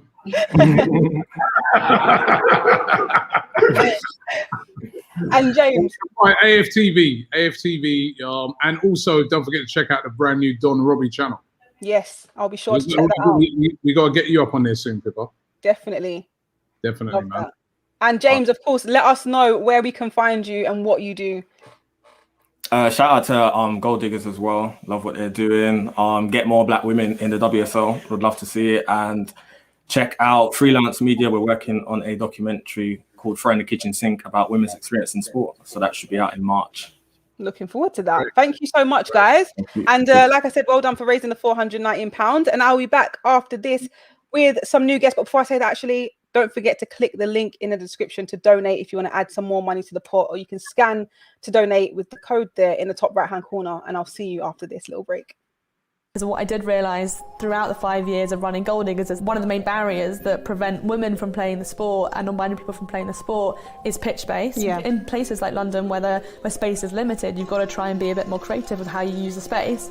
And right now there isn't the space for women's football to properly grow because there isn't pitch space for us. You can't grow football if you haven't got the space to grow it. In an ideal world, there should be pitch booking quotas, and it basically makes sure that you're looking at who's using pitch space. And number 1 should be numbers. So looking at how numerically the space is shared out, how many people are getting access to that space. Number 2 is gender, whether there are any teams that aren't men's team using your space. And number 3 is community. Is this space ever being used for community footballing groups? Because football has the power to change communities. And if it's just being used for corporate teams to play, then that's part of football that's broken. So we've been trying to do so many pushes to say you need to make sure that this space is at least even trying to be fairly used. As I said before, you can find out more information and click the link in the description to donate and add some more money to the pot. We would love your support. Thank you to everyone that's been tuned in so far. I'll have some new guests with me joining now. I should be talking to Helen and Sarah from the Women's Soccer Show. Hello, Helen. Hi, Sarah. Hey, how you doing? Hello. Is it Sarah or Sarah? I don't want to get your name wrong. It's Sarah, but honestly, it doesn't matter. Oh, we've got a little problem with the sound there. You sound crazy. What? Sound like a robot underwater, if that was ever a thing. Is that better? That's so much better. Okay. How are you both doing? How's everything going? Have you noticed that I said soccer show? Would you want to tell me a bit more about why I said women's soccer show? I'll let Helen take that one. Yeah, as you can tell, I'm from the United States. We cover not just English soccer, we cover soccer from around the world. So we decided to call it soccer mainly because Helen wanted to say it's not soccer. I think that was the inception. No, it's because I'm inclusive, man. I'm all for it. Call it what you want. Call it what you want. It's all good. Yeah. I've got to say, Helen, before we get into this, I'm loving the backdrop. Are you in a kit room or is that literally just your background? Oh my God. I purposely put how would you do this? There it is. Oh, an Arsenal shirt for you. Love that. You're welcome. Love that. So all for you. All for you. Love that. So we're going to be getting into some talking points from both, well, mainly the US women's soccer. I'm going to call it soccer for now. You know, I'm going to support the cause. You can call it either one. I call it football a lot of times on our podcast, so I'll know what you're talking about. Don't worry. So early on in the stream, a lot earlier on, was talking about, you know, the equality in football, but mainly talking about the women's ban, the ban from the FA. Was there anything similar to the ban on women's football in the USA?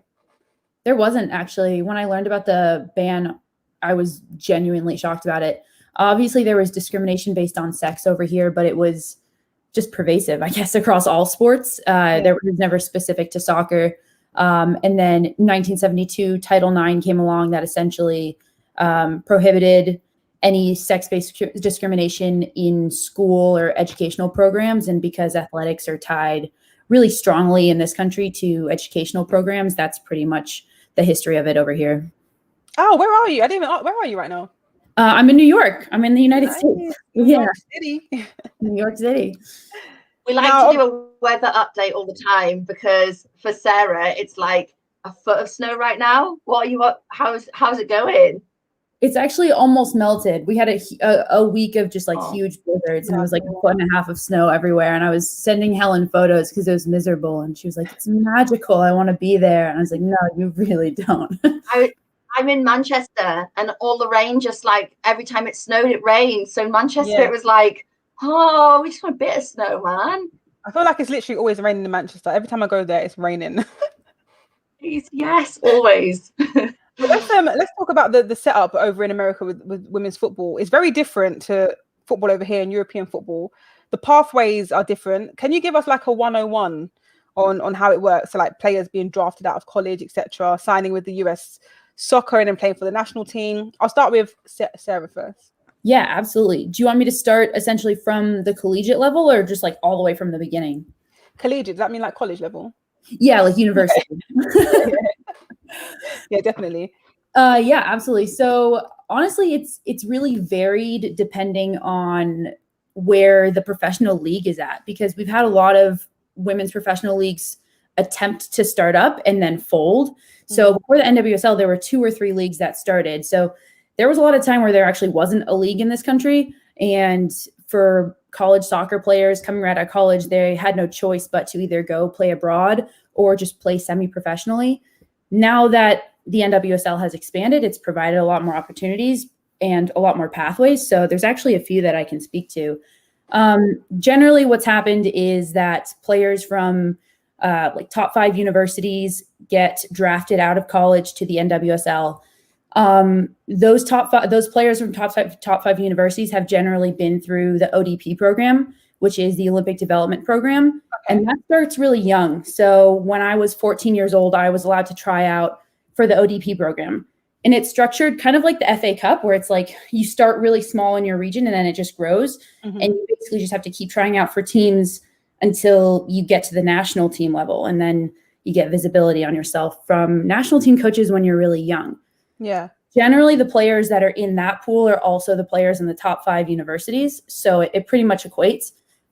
So, you know, when the NWSL started, the majority of players that were being drafted were from those universities. So there was opportunity, which is great, but not a ton for everybody else. And, you know, there's thousands of programs, thousands of universities here. And that's a very small pool. As the NWSL has grown, the pool of players being drafted has actually also grown. So, for example, in the previous draft, there were 5 universities, I believe, that got their first draft pick. So that's growing and expanding as well. So honestly, that's the main pathway that you'll see. Somebody on the U.S. national team has been through the ODP program, been through the university, been drafted. And then once they get into the pool of NWSL, they either get pulled into the national team from there, or frankly, they were already on a youth national team pool and they just get pulled up to the senior national team.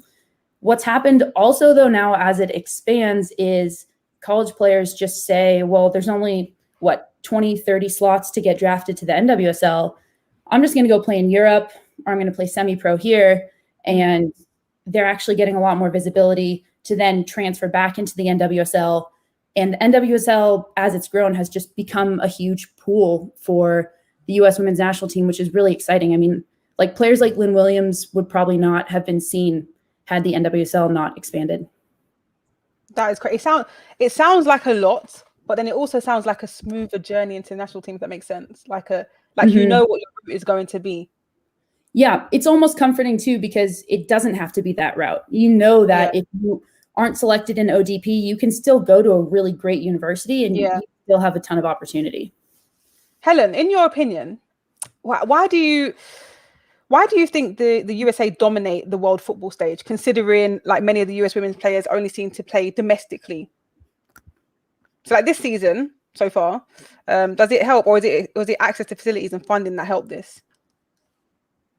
I think that we've got to also look at the pool of players coming through in America. So I think it starts generationally, and like I think you've got to see it to be it. So earlier on, like example, a guy messaged me about his daughter trying to get hold of a Beth Mead football shirt. She's 6 years old, and she has someone that she sees on television all the time in an Arsenal shirt, in an England shirt, that she can emulate. And we didn't have that as kids, but I think Sarah did more than we did. Mia Hamm, Brandy Chastain. There were people that she could see that were accessible, which meant that there was a generation coming through 20 years ago. I think it's really exciting. I think that the big problem we have, and it was just mentioned just in the clip there by Gold Diggers, and it is a huge issue, is physical space, like actual space to get kids coming through like grassroots systems, because at the moment the space is like taken up by little boys clubs and little boys teams. I think the FA are trying their best to create space so that we've got a future generation that can challenge for the World Cup. I think what we have on our side as England is that we are a footballing nation, that we absolutely live for football. So that's proper exciting. I just think that little girls have to see it to be it. And I think we're going in that direction. I think it's dead exciting. Speaking of challenging for the World Cup, we all know that England faced the USA in the most recent World Cup, the Women's World Cup 2019. I was there. I was actually at that game. Heartbreaking, like honestly heartbreaking. But you know, the Lionesses were not quite up to the task. Was this indicative of like a larger issue in English football, or do you just think it was poor management at the time? I've got to say, I'm really tempted to sit here and like sip my tea, but I know she just had to do it. She just had to do it. Can I be honest with you? Can I be honest with you? I was at that game, and I genuinely didn't see it happen. I only saw it happen on social media. Like it happened so quickly that I didn't know she didn't. I was wondering what's all the uproar about. Like all the fans around me were just like so annoyed. But I thought it's because we conceded a goal. But I saw it afterwards, and it was such a huge uproar that she done the whole sip. It's funny now. I mean, it's funny now. Yeah, I got over it. It took me a while though. I got over it, and I have to work with Sarah every week. Do you know how hard this is? Do you know how hard it is working with someone who loves the US Women's National Team? Every single week we record. I just can't. Don't know how much longer I'm going to be able to cope with this. It was heartbreaking, wasn't it, Pippa? I was absolutely gutted. That I just remember that night. It was a beautiful day and beautiful sunny evening, and I was sat outside a pub crying, awkward. I think I think it's a mixture of things. Personally, I don't think Phil had the experience, if I'm totally honest, to manage one of the world's best teams in to be honest, of men's football or women's football. I don't think he had the experience. But again, we're dealing with a pool of players that came through academies in the late 90s, early noughties, where women's football was treated like with quite a lot of disrespect. If we look at Lucy Bronze, she spent most of her career earning £30 a week playing for teams like Everton. And so, yes, they're getting the respect they deserve now. They're getting the facilities they deserve now. But the US women's national team haven't had that experience. They've come through a lot more progressed academies and facilities. And as I say, the pool of players was a lot bigger. So I think it's exciting for the future because I think that we're seeing a lot of change now. But yeah, I think it was a mixture, that US women's national team versus England game. I think that we lost because they're a lot better team with a lot better facilities, a lot better progressional systems, and a much better manager in Jill Ellis. So yeah, what would you say, Sarah?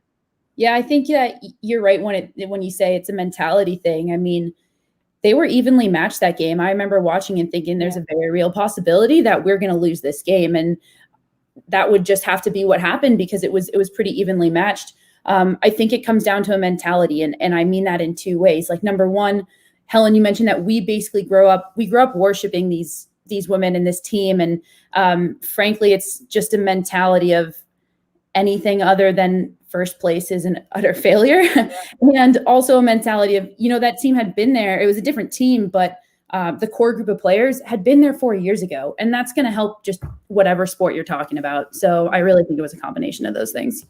I mean, that's a great point that you've mentioned, because my next question, I was going to say, what can like England, Wales, Scotland even do to bridge that gap? Like, does it start at the top and trickle down, or do you see like a complete overhaul from grassroots to elite? So Sarah looks like she wants to answer this. What do you think, Sarah? I'll go for it. I wish I didn't have. I wish I wasn't saying this, but I really do think it's an overhaul, because I think that when it comes down to a mentality like that, it can't just be a top to bottom, because your top can't change without the growth coming up from the bottom, right? Yeah. The bottom can't change unless the top agrees that something foundational, like structurally, needs to be different. So it needs to be a top to bottom overhaul in terms of investment and like vision and mentality type of investment in that game. Can you like give us an insight as to like what grassroots football? I mean, I know you said like you have like a scholar scheme, like the college scheme, but is there like a grassroots game in the USA, and how does it differ from the UK?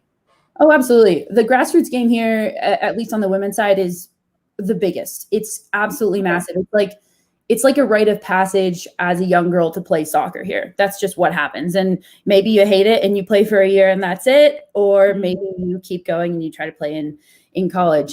Essentially, there's teams everywhere. There's rec teams everywhere. There's publicly funded teams and privately funded teams, and it's just structured like that. So there's very basic rec teams, more competitive teams that you'll need to try out for, and then even within the competitive teams, there's levels within that. So essentially, you can get onto a competitive team. There's a lot of barriers, frankly, within that. You have to come from families that are willing to drive you to those places if they're far away, that have the resources to do so as well. But if you are able to get on one of those teams, which frankly are much more accessible than they are in the UK, way more accessible, like they're everywhere. I could take the bus 10 minutes to my team. That's very fortunate. Yeah, exactly. So they're everywhere. And then those teams get to go play in showcases once you hit high school, so like 14 to 18, to be seen by college coaches everywhere. So it's incredibly pervasive. It's a culture in itself, I guess I could say here. How would you say like the game is perceived differently in like the UK or in British cultures compared to US cultures, in your experience? From a fan perspective, or from? I'll start from your personal experience, like as a fan, or is it because you're more in the game as a journalist? But like as a fan, let's start as a fan. I think it's so interesting because we did this whole thing on like being a women's fan, like versus being a man's fan in England, because there's such different fan bases and such different cultures and such different ways of supporting your team. But I think that from what I've seen and from what Sarah and I've discussed, women's soccer in America is football. Like, that is how football is perceived. I think when you shut your eyes as an American and you say, picture a football player, you picture Alex Morgan, Megan Rapinoe, you picture a woman playing football.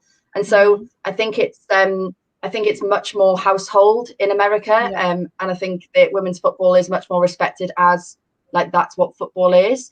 And I think that we just have a different, I think that we just have a long way to go in England, but I also think that respect is, like, massively growing for elite athletes that play football as women.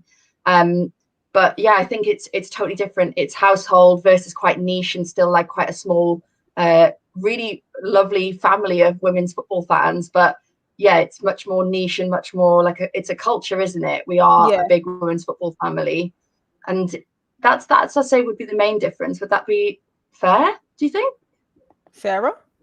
Yeah, I think so. I think it stems from the fact that the men's game over here is, how do I say this gently? Rubbish. I'm joking. I don't know. Helen and I have talked a lot about this. There's so many ties to it, but frankly, if I'm going to watch soccer and watch football here, it's going to be women's football, not just because I support women's football, but because it's the better football to watch, to be honest. But I don't even think that's the base of it. I think that as I get to learn more about football in the UK, it's really interesting to see the ties to just masculinity that it has in England and the UK. And that's how it is with, like, American football over here. But it's not tied like that to soccer or anything like that. And it probably helps that maybe 50% of this country doesn't care about soccer as a sport. You know, it's more like NFL basketball, I'm assuming. Exactly. So, obviously that we have other issues when it comes to women's soccer and all of that. But it being perceived as incredibly masculine and not wanting the women to play it because of that is not one of them. Okay, great. There's another top subject I wanted to touch on, actually, because in the women's game, in the culture of women's football, the LGBTQ experience in women's football, acceptance within the game, both from fans and players, is more accepting. Is there a cultural divide here, or is there something, that we should be more united in? Because I feel like in the American culture, actually, it's more open. I mean, we've seen recently 2 World Cup winners who are married and just adopted a baby. I don't think I've seen anything as visual as that in English women's football.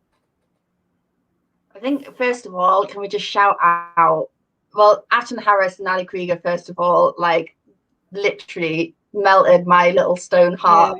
It was gorgeous. But also shout out to Pernille Harder and Magda Eriksson for their tweet the other day on Valentine's Day, just opening their DMs to anyone from the LGBT community to reach out to them and talk to them about any struggles they might have had. For me personally, like, I really could have used that back in 2008 when I was, like, really confused, and and it would have been amazing to look to these people that I would really look up to as someone in my late teens, and as somebody that's just so open and comfortable with who they are. And we didn't really have that back then. So because first of all, the tweet was more along the lines of, like, be comfortable to come out, was it along the lines of that? I remember was it Magdalena's tweet? It was like, both of them said, we are going to open our DMs, message us if you want to talk about anything that you're, like, if you're struggling with coming out, if you're having difficulties with your family over it, we're here for you, we'll talk to you, we're here to support you. And, like, wow, I just was like, that's just so heartwarming. And it's just, we've come such a long way as a society, that this is just something that is just so, like, out there and comfortable and amazing. But I think there is a difference. Was it between USA and UK culture, were you saying, Pippa, or do you mean just in general between? Or just in general, actually? Yeah, there is a massive divide between especially men's football and women's football when it comes to, like, LGBTQ plus players and fans, and, like, how welcomed you feel as a fan in that community. And I just think, like, number one, discrimination is discrimination, and it obviously covers a load of different spheres and areas, and it's just got to stop, frankly. But in men's football, it doesn't surprise me at all that there are players that feel uncomfortable to like put themselves in that position. But it's good to see it more and more in the women's game. And I think eventually one day we will be in a position, hopefully, where a men's footballer feels comfortable enough to be in that position, but it has to be on their terms, and it has to be. I was just going to ask, that they feel comfortable enough. Yeah, I was going to say, do you think this is an area that, you know, the men's game can learn from? Oh yeah, definitely. Yeah. Go, Sarah. No, I was just nodding along. I was agreeing with both of you. Why is it important that, you know, it's portrayed, like it's shown in mainstream media? Why is it important that it's represented in the mainstream media?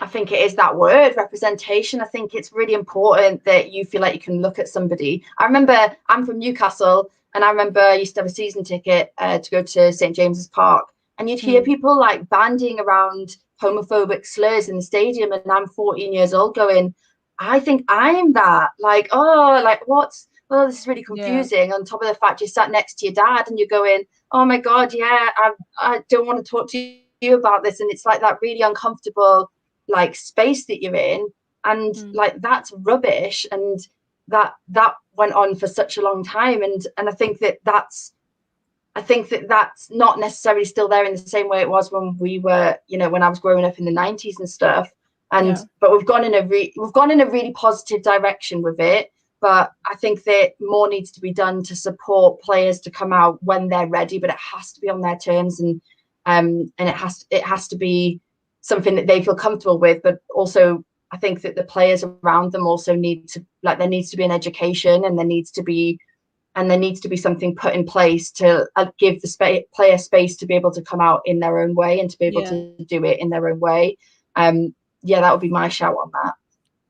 Sarah, what do you think the issues are that the LGBTQ plus community are still facing? The obvious reason would be like homophobia, social media. You see a lot of social media abuse for so many discriminatory reasons. How can we address this? Wow, that's a big question. Sorry, I like to ask big questions. No, that's great. That's a big question. Helen might have some answers on the tip of her tongue for this.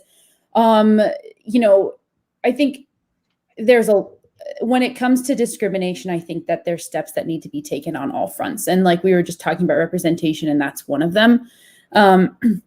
Representation matters you can talk about discrimination anyway, and it's pretty much known that if you don't know somebody who is a certain way, you're much more likely to discriminate against that person, because that comes with fear, because you don't know that about that person. So when you say representation, I think that that's so important, because I think it allows everybody to see that this human who is a certain way, who might not be like you, it doesn't mean that they're different or bad. There's no reason to lead with fear. There's only reason to lead with love then. And I know I hope that doesn't sound like a cop-out answer, but I genuinely feel like that might be the place to start. And that's why people like Ashlyn Harris and Ali Krieger coming out with a statement like they just did is so important, because it doesn't just tell young people who might be confused and thinking, oh, look, I'm actually normal, it's okay. But it tells other people who might not, for example, in this country, there's a lot of areas of the country where, they might grow up and not know anybody who is part of the LGBTQ community. Okay. Seeing that is very helpful to normalize it in a way, as it should be. It should just be normalized. Did you want to touch on that, Helen? I think it keeps coming back to me. Do you remember when Megan Rapinoe won the Ballon d'Or, and she stood up there and she said, I wish that people outside of just Raheem Sterling was appalled by racism. I wish that people that weren't just gay were appalled by homophobia. I wish that people other than women were appalled by sexism and inequality to women. And I just think that just really rang really, really true to me personally, because I need to do better, and I need to be better. And it was a massive learning for me. And it was one of the main reasons I was actually pleased Megan Rapinoe won, because frankly, I didn't think that she was the best player that year, but I was really pleased that she won. Sarah will argue with me till she's blue in the face. But I was really pleased that she won, so that she was given that platform on the world stage to make a statement like that, someone like me was like, Christ, I need to really up my game and educate myself and be better. But yeah, on the LGBT side of things, it's someone like Megan Rapinoe again, representing the LGBT community in the way that she does. I just think was something that I know that as a 14, 15-year-old would have like changed my life. It would have been so massive for me, and there wasn't that back, you know, in the 18th century when I was born. There wasn't there wasn't that person or those people that represented my community and my people that were saying like, this is me and I am who I am. And it was it's been brilliant the last couple of years seeing these women have a platform and say, I am completely organically myself, you know, like it or lump it. And it's pretty awesome to see across the WSL, the NWSL, and internationally. Perfect. I mean, should we make it a bit more lighthearted now? Let's do it. Let's turn it into a quiz. I love this part of the show. I'm getting nervous. I'm going to get competitive, so my competitive juices are about to come out. Everyone's been nervous when we've done a quiz, but everyone's raised money. Everyone's added something to the pot, whether it's £25 or £419. So far, all the guests together have raised £525. Amazing. As long as you can add something. Double it, Sarah. Yeah. So you can add to that, and you guys at home that are watching as well, you can also add by clicking the link in the description for the GoFundMe link to donate, or by scanning the barcode on the top right hand corner, which I think is next to Helen's face. That way. Right. Let me tell you the format of this quiz. Starting with £1 for each question you get correct, the money will increase up to £100. £100, guys. All right. The two of you will work together to answer as many questions as possible. If you get the answer wrong, you have one chance to correct it, or the quiz will end. The money you have raised will be added to the pot. Wow, this is like Who Wants to Be a Millionaire? Okay, literally. We're building up to the £100 prize. Let's do it.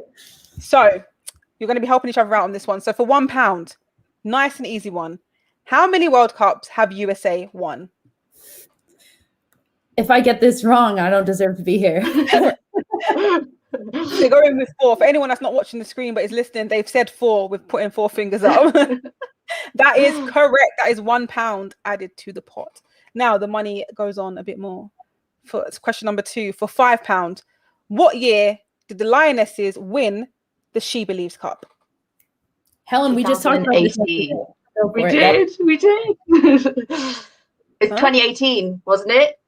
Yeah, it was, but I've got 2019, but that was the World Cup. You, sir, can we have a word, please? Maybe it was February. Was it February 2019 then? Oh, Sarah. Maybe it was. I thought it was 18, if I'm being honest. I mean, you were just talking about it. Wasn't it in February? People please in the comment. USA? Wasn't it in America? It was. Maybe in February. Maybe it was. I think. So the 2021 is starting this week. So it's a February tournament. So actually, maybe we won the 2019 She Believes. So which is your final answer? 2019, because you've already told us, Pippa. I know, I'm so silly. But 2019 is correct, Helen.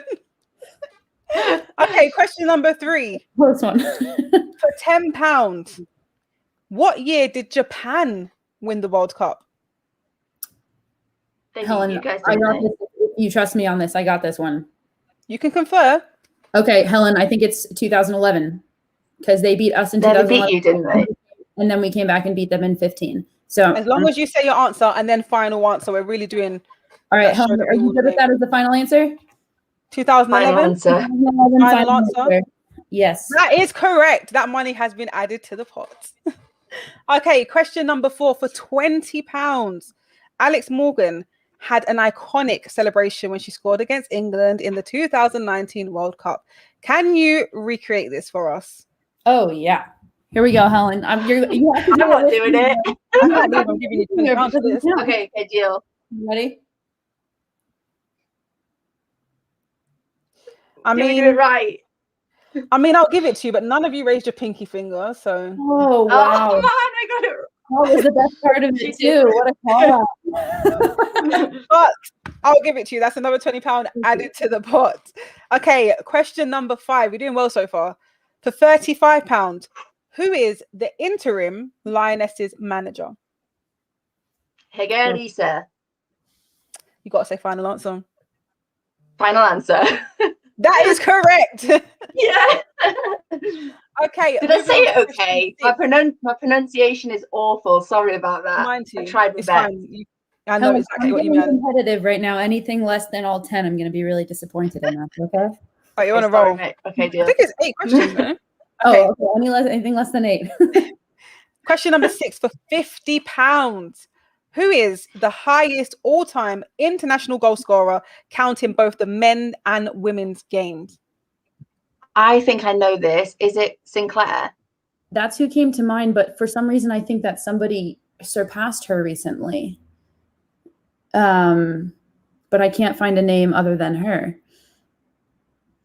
Because it would make sense to me Let's that use it. our first guess because we've got 2. So let's use our first one on her, and then we'll go for a second guess if we need to. But it's got to be Sinclair. She's got more than Wambach, who has Can't Be Mia Hamm. It's got to be Christine Sinclair. Okay, Christine Sinclair, Let's final go. answer. Guys. No. That is correct. We got my heart. One of the women, yes.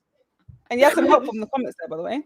Okay, we're moving on to question 7 for £75. This player has been named FIFA Player of the Year 6 times, has 154 caps for their country with a 108 goal return, won the Golden Boot in 2007, World Cup, and currently plays their club football in the NWSL. Who am I talking about?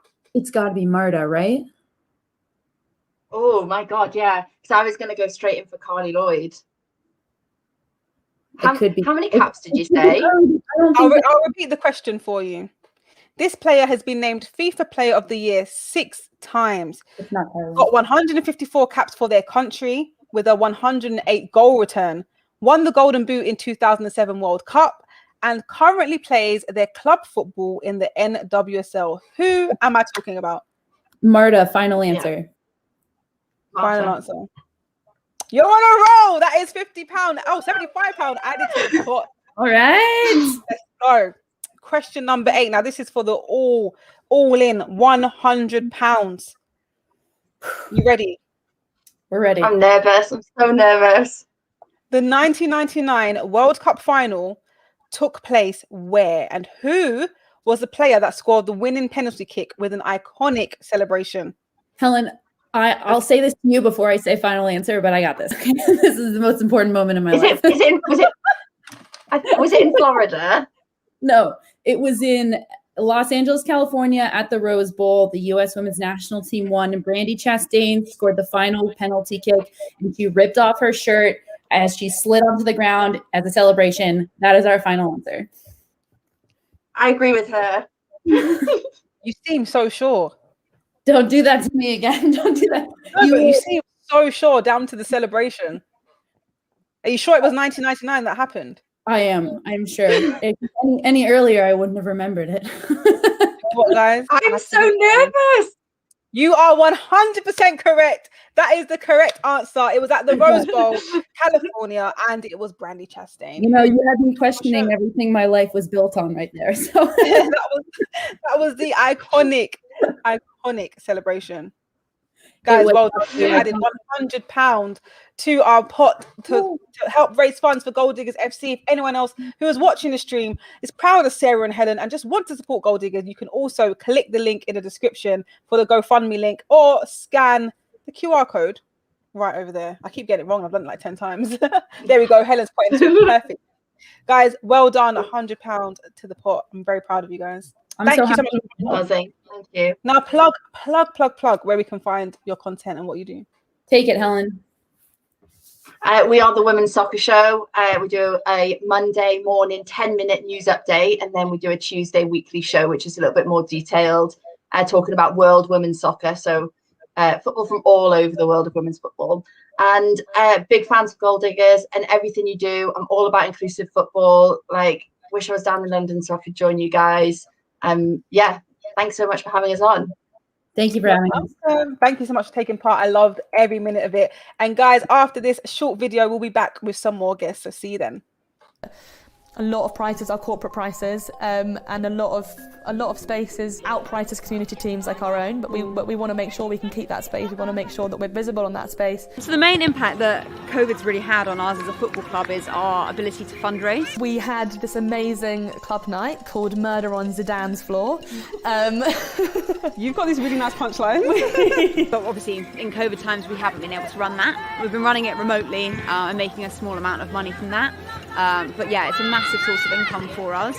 And as we subsidise our membership and our leagues to make football affordable and accessible for women and non-binary people, it's really important that we're able to continue to do so. So we're having to think outside the box. We want to keep growing, we want to keep providing more football, and we don't want to price anyone out of the game. Any kind of financial help would help so much because that pitch is expensive. I can imagine. You heard it from Flo herself. They want people to keep playing, and those pitches are very expensive. So if you can do anything that you can to support the cause, click the link in the description, to donate. Now, up next, if my schedule is correct, I should be joined by Flo Loy-Hughes and James from AFTV. Am I correct? Hi, Flo. Hey, Hello, how are we doing? I'm good. How are you? Yeah, not too bad, thank you. Oh, we've got a full house. Hello, Megan. Yeah. How's everyone doing? Have you been watching the show so far? Yes. The quiz made me a bit nervous, so now I'm worried if I'm gonna have to jump into that quiz. But be nervous. No, I'm joking. James, how's it going? Yeah, good. How are you all doing? Very well, thank you. Megan, great to have you on as well. Thank you for having me. I've been loving watching so far. Love that. So we're going to start with the positives because we love talking about the positives. During the World Cup, the Women's World Cup in 2019, we finally saw women's football start to get the recognition it deserves. Ellen White on the back pages of national newspapers with a signature celebration. I think I've done it correctly. Millions of people tuning in to watch England play. We truly are heading in the right direction, but there's still far to go. What do you think are some positive ways the media handles women's football? I'll start with Flo. Positives, did you say? Yeah. I think. Well, have you got some negatives? Well, I mean, I'm a pessimist, so I always have negatives. But I'll start with the good stuff. No, I think obviously what the World Cup did, which was fantastic, is it brought women's football to a much bigger audience. It was on free-to-air national TV at really convenient times of day, and it wasn't competing with really anything else for eyeballs. So it was such a good opportunity. I think the Cricket World Cup was the only other real major men's sport on at the time, and I think that was just a little bit afterwards as well. So yeah, it really maximised that opportunity, and I think the biggest challenge now, and what the challenge has been, is moving those massive amount of people who tuned in to watch England to the WSL, to club football, and bringing those people along, because what it has shown is there is a huge appetite for women's football in this country, across Europe, in Brazil, in the US, which we've always known. But it's just about maintaining that interest, because you don't want it just to peak with big international events. You want people to be following Arsenal, Chelsea, whatever, watching FA Player. And I think that's the massive opportunity that it's created. I mean, I might touch back on the negatives later, but let's continue with the positives, James. What do you think some of the positive ways the media have handled women's football? What's your relationship with women's football at the moment? Yeah, I mean, I'll be really honest. Like with a lot of men's football as well, I don't watch as much women's football as I'd like. I'm so ingrained in all my Arsenal stats and everything else on FTV. Yeah, all that. I'm always buried in numbers. But over the course of sort of studying journalism, what I did a couple of years ago, I was covering a few women's games. One in particular I enjoyed was going down to see West Ham play the Everton ladies. And I think the thing I really enjoyed was from the World Cup, which I think got a lot of people more invested, in that World Cup over perhaps the previous ones. Was I felt there was a sense of togetherness, a bit like the kind of get behind the lionesses. It kind of swept the nation a little bit like 2018, the year before, and I think there was a real feel good factor around England and English football, and they kept the kind of wave going, and it was brilliant. It was a shame that that it went the way it did in the semi-final, but they made us tremendously proud, and it was brilliant to enjoy and be a part of and support them. Megan, as James mentioned just then, there was a nice togetherness during that year before the Men's World Cup. Do you think any of that had a part to play in the nation then following and supporting the Lionesses the following year? Yeah, absolutely. I think kind of going off of what Flo said as well, the accessibility of the Women's World Cup really meant that it could be streamed to all different sorts of audiences, not just your typical young girls and their parents and so on. I think, being on the main screens, I remember even seeing on Twitter, it was in the middle of Glastonbury, I think it was, and there was a huge big screen of one of the women's matches, and there was thousands of people in the crowd watching, and that kind of really hammered home to me the fact that, women's football had arrived, and the promotion of the games and of the World Cup on all of these different networks meant that people from all different walks of life could see what women's football had to offer. So I think that was a really important part in bringing together the nation. And I think, this whole idea of the nation following on was perfectly shown when we didn't, reach the World Cup final. It was a national moment of sadness, just like it was for the men. So I think, it really showed how far the women's game had come. Definitely. I mean, it's come from leaps and bounds, and I just love the fact that the support has gone on. But like you said, we've got more access now, and I think that even though I was fortunate to be at that World Cup, previous Women's World Cups, I haven't watched till the end or had the luxury of being able to watch it, because I remember there's one in America and other places where the time zone was just impossible for me to stay up to like 2 o'clock in the morning. And even with the men's games, I just don't do it. So having that World Cup in France and the time, it was just perfect, really. But now we have more access to WSL games and international games than we've ever had before. There's the FA Player, like you mentioned, Flo. And for those who want to seek out the game, there's BBC iPlayer, BT Sport are showing games now. Some of the big games. It seems like there's like a lucrative streaming deal on the horizon with Sky Sports potentially, and that could really start to treat the game more equally to the men's. What do you think, Megan? I mean, like you said, I think the introduction of the FA Player was huge for women's football in England. It finally provided a free platform, which I think is important for people all over England and also nations all over the world. I know as well, the FA Player makes WSL games accessible. I think what we really need to continue to focus on is this accessibility. Obviously, it's great that BT Sport are showing these matches, but ultimately it requires a subscription. And this is something not everyone can afford, and that's I think why the FA Player was so unique in its approach, because obviously in the men's games you can watch the matches as long as you can pay for the subscription to any of the big providers. So the fact that this free accessible platform has become available has been a major game changer for the accessibility and how many people can watch these games, especially during the pandemic. I think with no crowds being allowed to enter, the FA Player has proved more important than ever to make sure that it's still getting the crowds drawn in, so be it virtually. Yeah, I mean, I've been literally glued to FA Player over the weekends for the games that have been able to go ahead. That is, Flo, what's your opinion on the visibility that's giving access to a lot of young female football fans or fans in general of the women's game?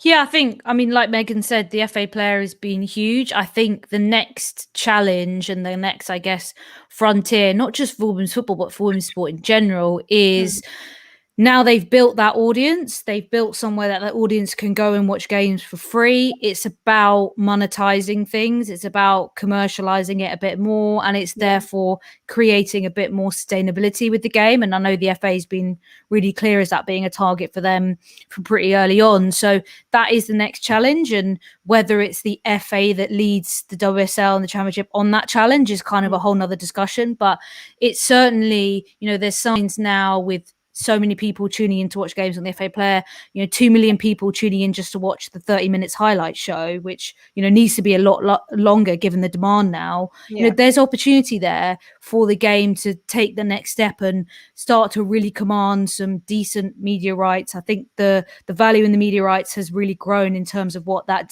Sky Sports deal, which should be announced really any day now because it's been on the horizon for ages. In terms of the value, it's certainly gone up, and we're seeing like bidding wars going on really for the first time in the game. You know, people fighting out to be title sponsors, people fighting out to carry the WSL on their platforms, and that's what you want to see, because you want to see demand for it. I think we need to move away from women's football and women's sport being seen as like, you know, charity, about being seen as goodwill and only something that should be inspiring girls and boys. It's like, actually, no, this is entertaining stuff, this is entertainment, and as well as serving to like get people active and get people playing the sport and creating that grassroots pathway. At the end of the day, we want to watch football because we're entertained by it, and I think that's what I want to see the focus move to, because the number of women and girls participating like goal diggers is huge. It's huge now, and it's at a point where we almost can't support all those teams, and that's its own challenge in itself, which we covered tonight. But I want to see that elite level move towards entertainment and sport, because it's good sport, not necessarily just, oh, we need to, you know, put the women's game on BBC One because they need eyeballs. It's like, no, people want to watch it because it's great sport. James, what's your view on the Sky Sports deal that could potentially be happening and having the women's game treated equally to the men's game? Yeah, I mean, accessibility is a huge part of this, I feel, and you know, I'm a little bit of an outsider when it comes to this. I'm no expert, but you know, I grew up with Match of the Day on every night. So Saturday at 10:30 p.m. Match of the Day was then. I knew exactly where to go to watch men's football and take it and understand it. Champions League on ITV, the biggest matches, a lot of them were on ITV, or at least one of the two legs always was, and we loved it with Clyde Tilsley and everything. It became sort of iconic, so the accessibility was always there. I'd go around to my grandparents, who, bless them, didn't have Sky. I could still watch Arsenal Liverpool at Anfield, and that's kind of what I mean by accessibility, is having that ability to, you know, be able to engross yourself in it and enjoy it, because as you said, it's an entertainment, and then people love the World Cup, and really it should be carrying on from that. I'm no expert on the Sky deal, but you'd think it should absolutely be getting the same treatment as the men's game. I mean, the amount of marketing that goes behind just Man United Liverpool, even if they're sitting 6th and 8th, you know, it will be Man United Liverpool live on Sky, and it's always inevitably a boring 0-0. But you know, you want to see that level of production and marketing go into it. So absolutely, that's crucial. I once had an idea. It's not a great idea, and I absolutely now know why this isn't a good idea. But a bit like Wimbledon tennis, where the men's and the women's play at the same time. Why don't we have a football World Cup? Because then everyone's in football fever. But then I absolutely understand that actually you want sole focus on the women's team, because they deserve that, and the men deserve that as well. So, you know, you come up with ideas that you think are right, but then you stop and actually, is that right? You know, and it's also its own game and its own sport. And I listen to other journalists who are more engrossed in it telling me that, you know, one of the things they love about press conferences with women players is that they are very personal. They tell you stories. They're very good at opening up and not just talking about football and not being as robotic as the men's game. And that is absolutely an original feature you want to keep as well. So I hope that kind of all makes sense. I think originality to a degree, but also it's got to have the same investment, the same production, all that as well. It's got to be promoted. It's all fair and well saying that. However, when we look at some of the treatment of the teams, we spoke about Liverpool earlier with Alex and Amy, and they've been treated poorly by their own team. We spoke about the countless examples of games being called off due to pitch issues, which does not seem like the attitude of a league that wants to be seen, you know, across the world or across, you know, the nation, particularly one that will have these exclusive streaming deals. Can that partnership work if we're calling off games every other week due to poor pitches or whatever it is? Is it time we looked into sharing with the men's teams pitches as a serious alternative? I feel like Megan wants to jump in on this one. Yeah, I think it's one thing saying you're supported by the men's team and affiliated by the men's team, and another thing actually acting on that. Like so many, I mean, Liverpool is the prime example. The men have dominated, you know, Champions League, World Cup, everything and like this. And then we see the women's team's game getting called off for a frozen pitch. And I think what I really want to see is when clubs say they get behind their women's teams, actually act on this. I know recently we've actually seen a pledge from Burnley to turn their women's team professional within the next 5 years and to get them into the WSL. And I like that because they're not you know, it's not figurative. They're saying what they want and then they're acting it. They outline their plan. You know, it's not just the funding, it's the facilities, like you said, using the men's training facilities and, you know, providing the correct personnel to develop the team. So it's one thing that a team saying, yes, you know, we support our women's team, you know, we all play for the same badge. But unless you actually provide action behind those words and provide them with the best training facilities, provide them with the best opportunities to bring in the best players and the best coaching staff, it's all, you know, it becomes meaningless to me. So you know, words are great, but I want to see action following them. How about you, Flo? Yeah, I agree. I think and I'm sure you covered it when you chatted about Liverpool previously, but I think obviously what I find frustrating about the situation this year is, you know, the weather doesn't change. We all kind of know what a British winter looks like. And this is something that doesn't just affect the women's game. You know, we've had championship games called off the last couple of weeks, League One, League Two, like everyone's been impacted by it. But when it happens in the women's game, it has a bigger impact. It's obviously a smaller league, fewer teams. And I think, you know, a couple of weeks ago, we only had 1 or 2 games happening. We had a game called off last week, 5 minutes before kickoff. And I think there's frustrations because a lot of the time there's quite easy fixes around this. You know, so for example, in the case of Birmingham Villa, cancelled 5 minutes before kickoff. Apparently, Birmingham were told that they just could pay 500 quid to move the game to St George's Park in order to make it happen, and the board would not give them the money to do that. So I think that's what's frustrating is it's quite simple things that could be changed, and that's why I think, you know, the legacy of Alex Morgan's time in the WSL, which was unfortunately quite short. I mean, the fact that I think her presence put pressure on Spurs to let the women's team train at their ridiculous facility in Enfield is a massive plus, and we need to see more pressure and more action like that, because there's no way Alex Morgan was going to drive down the M25 to some random field to go train 5 days a week. That's, you know, she's not about that life. She's not about that life. So if she was coming over, she was going to be at the best of the best, and she'd trained there with the US team, so she knew what she could get her hands on.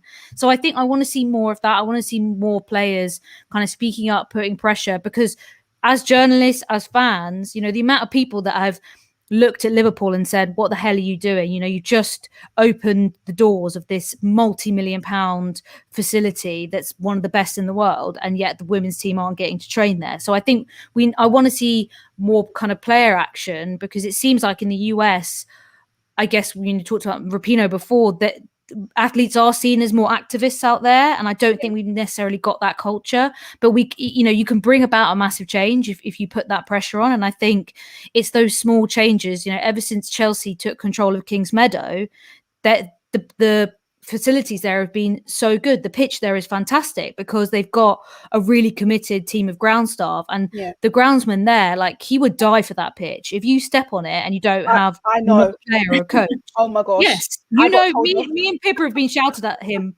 and he is, you know, he takes his craft very seriously, and because he does, it means games don't get cancelled. And you know, I know obviously that they're under a lot of pressure, but there's not enough funding, there's not enough support, and the grounds aren't in good condition because they're playing at lower level grounds. So it's about, you know, it's a professional league, so it's about instilling that professionalism at every single club and not just letting the richest clubs kind of thrive. And that's exactly my point, because Flo mentioned, of course, that, you know, it's the English weather, it's happening in championship teams where games have been called off, but the Premier League is the top flight of men's football. The WSL is top flight of women's football, so you expect the best of the best. And if the WSL really wants to be the best league in the world for women's football, what else do we need to do to change the perception of the game? Do we seriously believe, like, in the ideals from 100 years ago, that women were not suited to the game? And if not, then why are they not allowing them the same opportunity as the men's game? Who wants to answer that one for me? Well, can I ask a question, actually? I'm just a little curious. And this is why I'd just like to be educated a little bit more on this. I mean, why don't we see the Arsenal women's team playing at the Emirates more often. I think it's happened sometimes. I think the first ever North London derby was the women's North London derby, wasn't it? Arsenal won 2-0. We're very happy about that. Yeah. Why don't we see more of that? I mean, you go on the club's website, arsenal.com. You've got the first team, the women's team, the academy. It all comes under one website domain. Why are they not playing in the same stadium, using the same facilities? Is there something obvious I'm missing, or? I don't think it is something obvious, because even I've asked the question many a times, and I'm not sure if I've ever got a straightforward answer, but I think it's more to do with the amount of the amount of effort that goes into it, the staff there, for the food and beverage, the stewards. I think there's a lot more that goes into it, admin wise and off the pitch wise. Yeah, I think it's a logistics thing, really, more than anything, which is frustrating.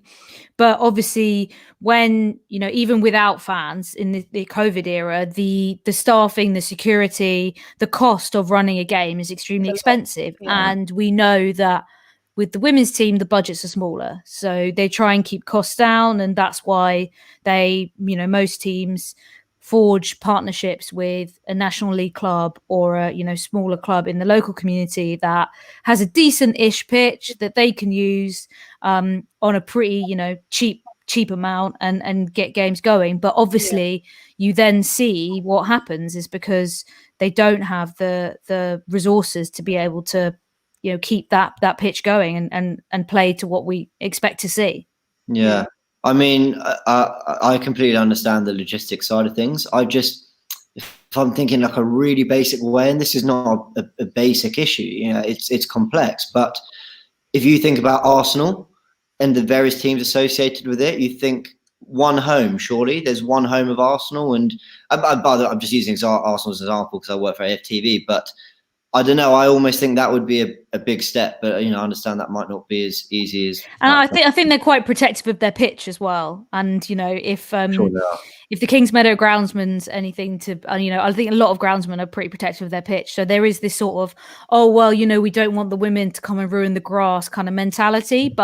And eventually you'll have to get to a point where they will have to share a bit more, because if Arsenal women are going to be, they can't have games in the Champions League being called off because the pitch isn't good enough, Yeah. I mean, this is a great conversation. I had so much more questions to ask, but there's a lot more to get on through the rest of the stream. But thank you so much. We're going to move on to a quiz now that Flo was very nervous about. But it's a very different format to the last one. It wasn't so intense. The last one, I think, was the hardest one, because it's like, if you get one wrong, you're out. But this one is a women's footballing history quiz, similar to the first version of the quiz that we did with Amy and Alex. However, each contributor, so each one of you, must select from option 1, 2, or 3. If an option is taken, then the remaining options will be left to choose between. Guess you can ask for one hint if required, but the options are going to vary in difficulty. So who wants to pick a number first? Actually, Flo, pick a number. 1, 2, or 3. Between what? I'll go 3. Okay. Megan, pick a number. I'll go with 1. That leaves you with 2, James. So let's start with we'll start with Flo, actually, because you picked one first. Option 3 is worth £100. Oh wow. You ready? Okay, I'm feeling the pressure. Yeah, no pressure. What stage of the competition did Team GB reach in the 2012 London Olympics? I think it's the quarterfinals. Is that your final answer? Yeah, I always think with quizzes you got to follow your instincts, so just go with the first thing that comes in your head. Well, I can say, Flo, that you should be grateful for following your instincts. So that is correct. It was the quarterfinals. Yes. Oh God, I'm relieved. That is £100 in the pot. No pressure now, Megan and James, to add some money to the pot now. So, Megan, you went for question number 1. You went for number 1. This one is for £25. Okay. What year was the ban lifted, now allowing women to play on FA affiliated pitches? I did, I did this for my EPQ, so I should know this, but quite a difficult one, to be fair. I'm more proud of yours. I'm gonna go, for some reason, I think 19 It's a toss-up between the two. Okay, 1972. What was the other one you was going to say? It was going to be in the 80s. It was not 72 or 82. Oh, production, can you confirm or not whether we can take that answer? Oh no. I mean, I'll wait for a moment. Oh no, we cannot take that answer because it's of course not the answer. The answer was 1971. Oh, you're joking. He was 1 year out. He was 1 year out, but it was close. Now it's your turn, James, for a whopping £50. Okay. On Boxing Day. I'm going to apologize from now because it's quite a difficult question, but on Boxing Day, maybe the comments might help you. You never know. On Boxing Day 1920, I'm not sure how old you was then. Dick Kerr ladies played at St Helens at Goodison Park.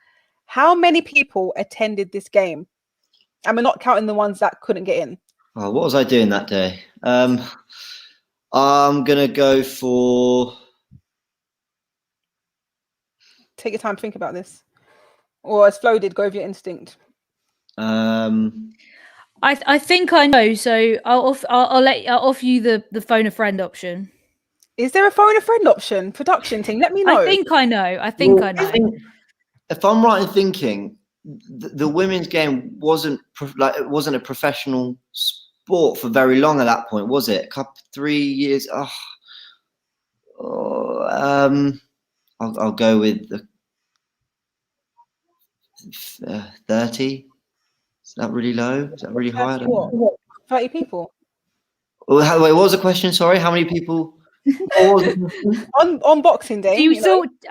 Still phone a friend. I'll happily. No, I'll ask you one more time. On Boxing Day, Great Day football. Boxing Day football is like a ritual. The Dick Kerr ladies, who were a massive team, played St Helens at Goodison Park, which is a fairly big ground. How many people attended this game? Okay, I didn't know they were a massive team. I'll be honest. Okay, let's go for. You can phone a friend. Production said you can phone a friend. Okay, I was going to say around maybe 8,000, but I'll phone a friend. Flo, I'm phoning. I think it's 50,000 approximately. I guess if we can round it up, 50,000. Is this back in 1920? Did you say? Yeah. Okay. Huge numbers. I'm just waiting to see if I can, if that answer is acceptable. I'll give you a moment. Oh, you will take the answer's been taken. The actual answer was 53,000, but it's been rounded down. Oh, so I had it in my mind. We got the money. That's the main thing. No, thank you very much for saving me there. I'll be honest, I was very clueless on that matter. To be honest with you, a couple of people helped you out in the comments there if you would have checked, but you're not a cheater. We love that. He's not a cheater. I'm not a cheater. Not a cheat. Guys, thank you so much for joining me. Before I let you go, of course, let me know where we can find you. Flo, where can we find you and what do you do? So I do too many jobs, but I guess in a nutshell, I broadcaster, producer, journalist sort of things. And you can find me on Twitter at Floyd Tweet, and you can find me on Insta at Floyd Insta. Love that. And how about you, Megan Hughes? So I'm a semi-pro footballer myself, and I also help run At Her Football Hub, which is a hub for women's football across the globe. I do a bit of journalist work there as myself, and my Twitter is at @MeganHughes_9. And James, you look very familiar. Where can we find you? AFTV, talking about numbers and stats and all that. So yeah, stat man. all that. Guys, thank you so much. And if you guys in the comments want to add to the money pot, you can click the link in the description for the GoFundMe to add some money there to raise funds for Gold Diggers FC, or scan the barcode, which is nicely placed next to Flo's head. And we'll catch up with you right after this video. Where do you play at the moment? We're training in Haggerston Park at a 11-a-side Astro pitch, which we literally did dig deep to get. And at the moment in COVID times, we have a slight restriction on numbers, but once everything is safer, we'll be able to have 100 people in that space. And that's so powerful in itself because I grew up in Haggerston, and I used to walk past that pitch as the. I was just going to say, imagine young girls walking past seeing you guys train on and an evening. For me, for young Fleur, who grew up in Haggerston and was banned from the game age 9, so I think at that age, I mean, it happens quite a lot, sadly, but age 9, I was stopped from playing in the mixed team I was part of. If I was walking past there, age 9, and I saw 100 women and non-binary people using that space, celebrating that space of all ability, just there to enjoy football, that visibility is so important, because you can't be what you can't see. And definitely for me, I would have kept playing if I'd been able to see that kind of visibility. Visibility is so important. Thank you guys that have been watching so far. Remember, you can click the link in the description to donate.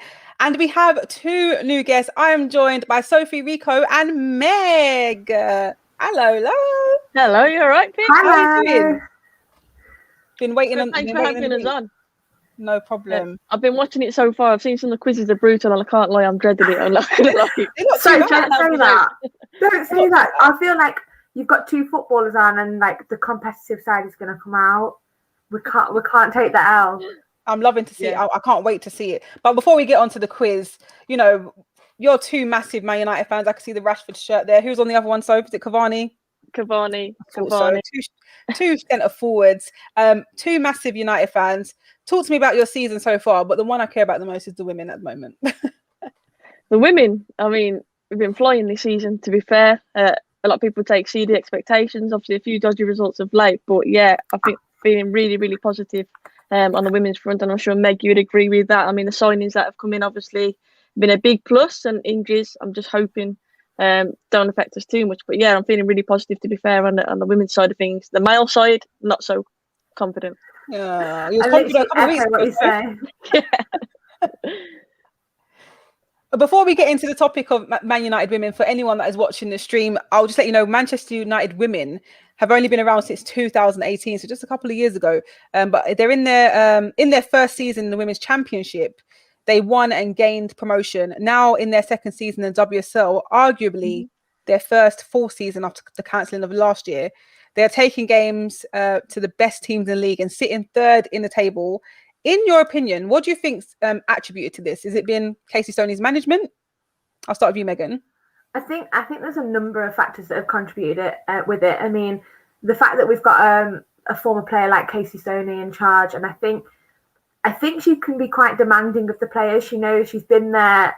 She's been at the very elite level in terms of women's football. She knows what it takes to get there, and I think just from like a physical point of view, she really demands from her players that high performance level. But then other things as well. I just feel like when investment has been needed, we've gone out there and we've got the right kind of players. And I mean that in terms of like attitude wise, the correct signings in terms of we seem to have like a really good balance between experience and like raw like younger talent that's coming through, and I quite like that balance because I feel like that's going to be building for the future.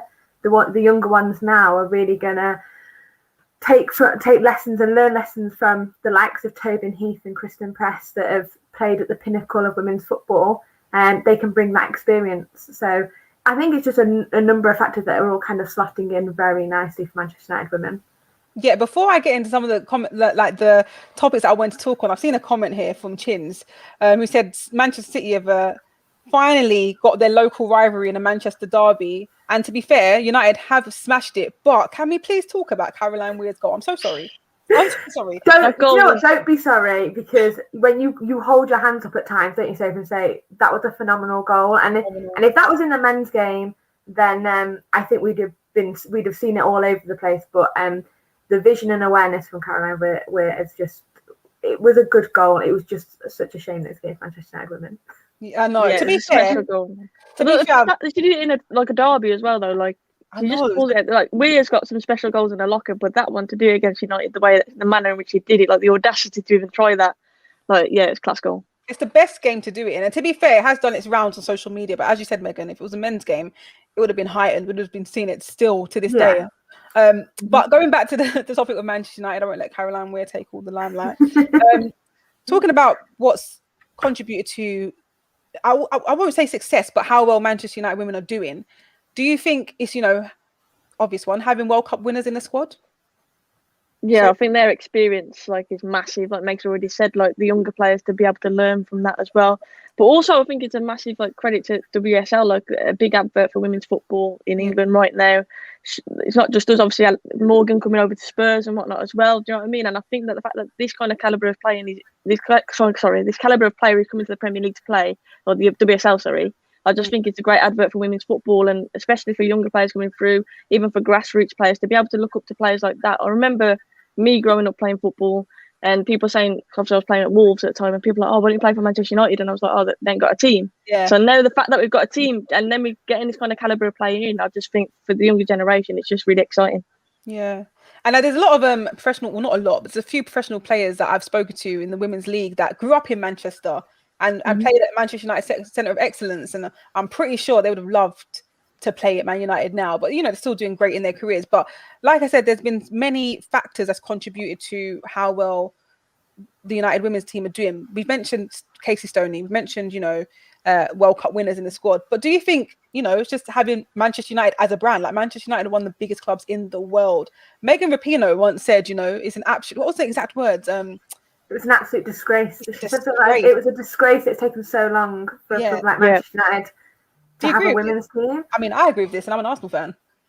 Yeah, you can't deny it. Go on, Meg. I'll let you go in on this one. I think it's disappointing that it took so long. But then when they have arrived, they really have arrived, and it's kind of what the question is why did it take so long for you to see an investment in this in the women's game when if you weren't really asked about it, you wouldn't have done it, and now they are. They're really pushing for the women's team to really be up there and compete with the likes of the Man City, Arsenal, Chelsea, who have been dominant over recent seasons. I mean, it would have been a bit of a shock, really, if because they formed so late, as you say. But it would have been such a shock if Man United formed a women's team and then they start in the Championship and wherever they start, and then they don't do too well, because you look at the teams that are doing well, they come from huge counterparts. Arsenal women, part of Arsenal Football Club, massive club. Man City, big club. Chelsea, big club. I mean, they're massive clubs. So even though they started late, it would have. How would you have felt if not to put a Debbie Downer on things, if they formed a team and then they were just at the bottom of the table all the time? I'd be gutted. I'm just grateful that the club have invested, like Meg said. Obviously, it's still a work in progress, and I know you can relate it to the men's team in the sense that, top of the league or you're in the title race. Realistically, I think that they'll have their own targets, and I think finishing third would be amazing for United this season, if you're being totally honest. But the fact that we're there and thereabouts, I think it reflects the investment, and the fact that it does seem closely linked to the men's team now. You see mainstream accounts tweeting about it more and whatnot. And I think in the past, there was too much of a gap between, you mentioned Arsenal and teams like that, Man City. There was still a division between the women's and the men's team. And I think last few years in particular, I think you've seen it, I don't know to say United, obviously, but I think you've seen a kind of closer relationship between the men's and the women's team. And that's not just at United, that's across the board. And again, I think it's credit to the WSL. And the investment is definitely paying off, isn't it?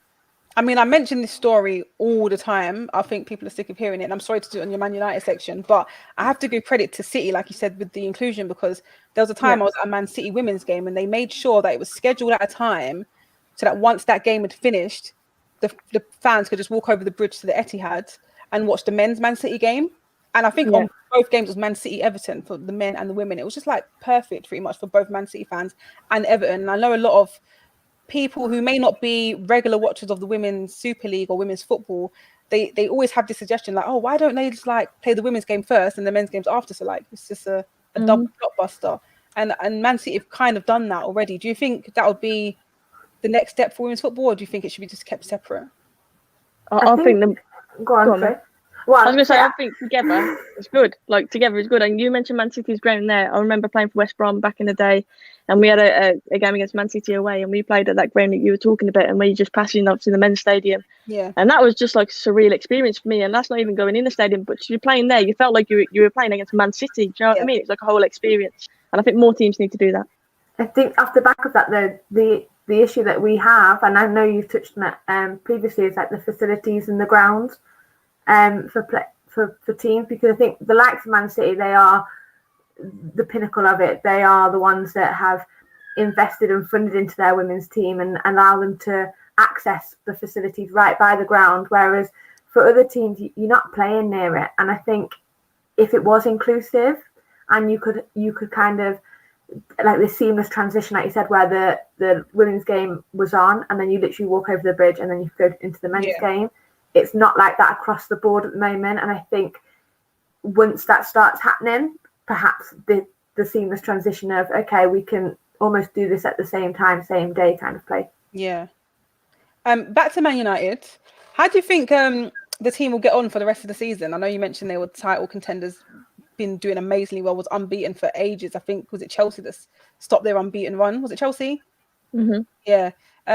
Will they finish in the top 3 spaces, do you reckon, Megan? I think they will. I think they have kind of utilised the fact that the likes of Arsenal haven't kind of performed as well as this season. And there seems to be like a gulf in the points at the moment, which I think would be too much to make up. So I feel like the only issue that perhaps United women will face is the fact that we have a few injuries. And as long as we can continue how we were playing without the key players, I'm talking mainly about Tobin Heath. I feel like she's there at the grounds. I feel like she's kicking every ball. Every time I see her face when she pops up on the screen at United Women's game, she's literally cheering them on. Like, she is fully behind them. It's just a shame that she's not on the pitch to do it. That's my only fear, is that will we be able to continue the way that we were playing minus a few of the key players? Yeah. What about you? I completely agree with that. And I think another one, I mean, she went down obviously at the weekend and it was a heart in the mouth moment, and hopefully it's not too bad. But Leah Galton, like the goals that she's been bagging, I believe, is she like top goal scorer this season or joint top goal scorer?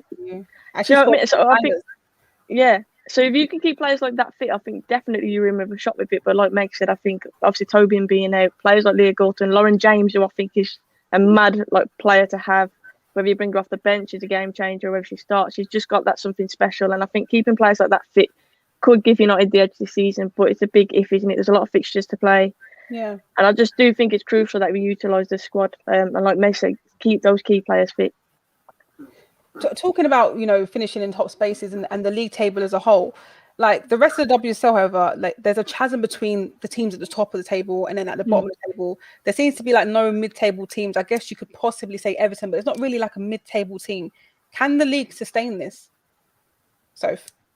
I think it comes down to the investment talk again, doesn't it? I think at times you mention facilities and whatnot, and I think it's a shame really that certain clubs unfortunately have better links with their male teams and better links in terms of sponsors and whatnot. And the ones who don't have those links, quite frankly, you just suffer. I think in women's football, it's brutal in that way. I think if you don't have the backing, then you're kind of left to fend for yourself. And I think that the teams who are, and it's an unfair advantage really, but the teams who have got that financial backing, I think you're seeing now that they're the ones who are progressing. And I think until we can get like a wholesome investor, where you can be, I don't know, every team has a link with a male team and whatnot, I think until that happens, you're still going to have that division, because certain teams just, unfortunately, I mean, Birmingham, it happened recently, was it 500 quid they were asked to put forward to play at George's Park? And I think that's disgraceful, but that's the kind of thing that women's teams are contending with. You don't hear about that in the men's game as much, but in the women's game, like if you haven't got money, quite frankly, you're going to struggle, especially in the top leagues.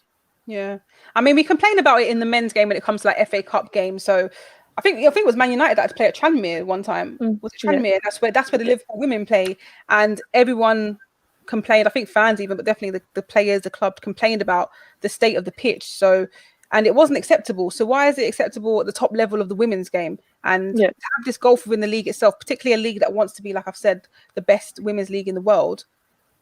How do we change this? I mean, I think I've repeated myself a massive amount of times, but like, what can we do to change this? For me, I think it's just about, and when we talk about equality in women's football, a lot of people kind of revert to the payment and how much they get. And for me, it's not about that. In terms of equality, I feel like it's access to facilities. It's like the respect level, and for instance, there was talk this season about women's football. I think it's the FA Cup games being decided on the flip of a coin. Now, that would never ever come into conversation in a male's game. Yeah. Never would that be brought to the board and say, this is a decision, or this is potentially a decision that we can make. So I feel for me, like, if we want to try and like bring it all together, it's about having that equal opportunity, and not just being linked to the male game, but the whole, in terms of like the FA as well. Let's not even bring to the table a flip of a coin to decide a game. Let's actually showcase this as a professional sport. Yeah, I think even on a grassroots level, Meg, I'm sure you can relate this, but playing for teams. I mean, I played for Wolves, West Brom, like decent level teams, okay. And to play for these teams, you've got to find a sponsor. Otherwise, you've got to conjure up, is it like £300 a season? It's close to £300 a season. Now, I'm not being funny, but that's a lot of money. And do you know what I mean? That this is what girls are having to contend with. If you can't get a sponsor or someone willing to contribute that money, you've got to get that money yourself. Otherwise, you can't represent these teams. So it's almost like you've got to pay to play. And I know that in the men's team and whatnot, the sponsors are still required to get that at grassroots level. But we're talking about teams like Wolves, West Brom, like decent level. This is me this season. I'm in tier 4 of the Women's Football League. Yeah. And to play in my team and in this league, we're in the same league as Wolves. It's £300 plus. So what's the name of your team? So Wolves and every other team in that league has to pay £300 to play for that season. Each player. Each player. Yeah, each player. Yeah. So Wolves, I know someone who plays for them, and they don't have to pay because they are linked with such a big team. They have got funding for that. But that was only like this season, though, wasn't it? I think this has happened. Yeah, that was this season. But for my team in the same league, each player I can't think of the exact figure, but it's just above £300. And that's for each player in the squad. Can I just ask, what does that go to? Does that go to the league, or is it kits, or what is travel? Yeah, I think it's registration, kit, referees, travel. Yeah, a bit of everything, really. Insane. It's mad, isn't it? I had no idea. Insane. And like I said, that's tier 4. So two leagues below the championship. Sounds like lockdown for real. Tier 4. That's actually, I had no idea, because I have a young boy, and I think it's common in, not academy teams, but under like 10s or whatever, you pay to play in the league. And I've done that so far, but I never thought, in the women's league tier 4 that you'd have to do that. Yeah. And, well, I've managed to secure a sponsor we break it down in our team. We kind of have like a bronze, silver and gold package in terms of sponsorship, because it's very difficult to go to an organisation and say, I play women's football, please sponsor me, because it's not got that interest rate at the moment. It's not got that gold appeal wrapped up in gold. Yeah. So you find players trying to get like numerous sponsors. I mean, it's difficult. It's very difficult. Crazy. I've got one last question, actually. Talking about the league, going back to the WSL league. We've spoken before. I spoke to Robbie and James earlier about how well Arsenal were doing. They were the dominant team for so long. But my argument was, do you feel like having more competition in the league makes it more enjoyable to watch? 100%. 100%. Yeah, even from a neutral point of view, I think the football, you cannot deny the standard of the football in the WSL over the last 2 seasons or so has gone up madly. There's lots of people who I know who before would probably say that the women's game looked slower and didn't enjoy it as much, and that wasn't to be derogatory or anything like that. That was just a genuine assessment. And then when they're watching it now, especially post World Cup and whatnot, I think the interest has really gone up. Younger girls are getting more involved in playing football as well.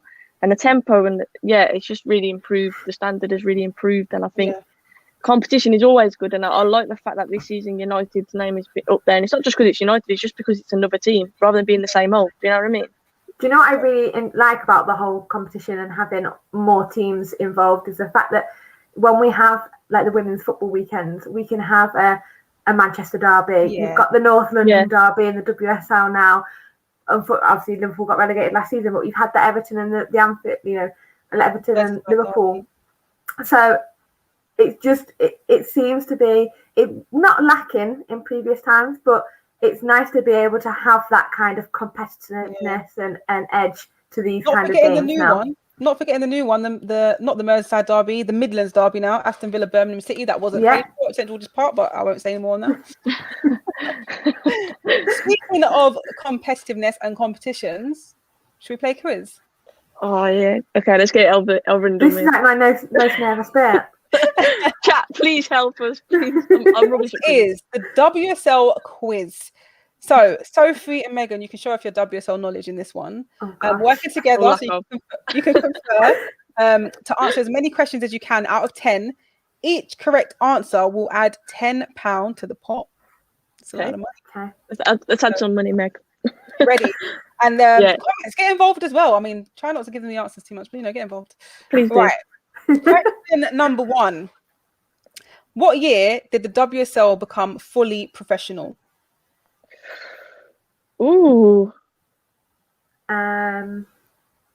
Is that it? We don't get multiple choice. No, we just go straight in. No. I'll give you a clue. I keep giving everyone else clues. I'll give you a clue. Think Man United.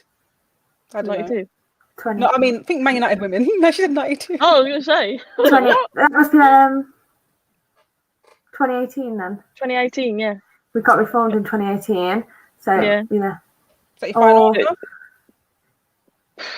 Pip, you don't give anything away with your facial expression, man. I hate it. 2018.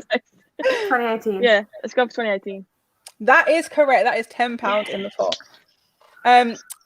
Next question. Question number 2. Who has made the most appearances in the WSL? It's quite tricky, that one, for question number 2. I can't lie to you. If I'm honest with you, I wouldn't have got this off the top of my head. But good luck, guys.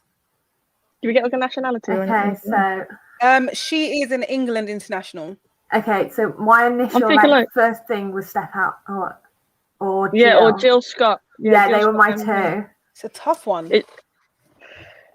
I'll repeat the question. Who has made the most appearances in the WSL? WSL. So Jill Scott came to my mind. Steph Wilton, Ellen White. Ooh, that's a good shout. But she's been at a few clubs as well. I think I might.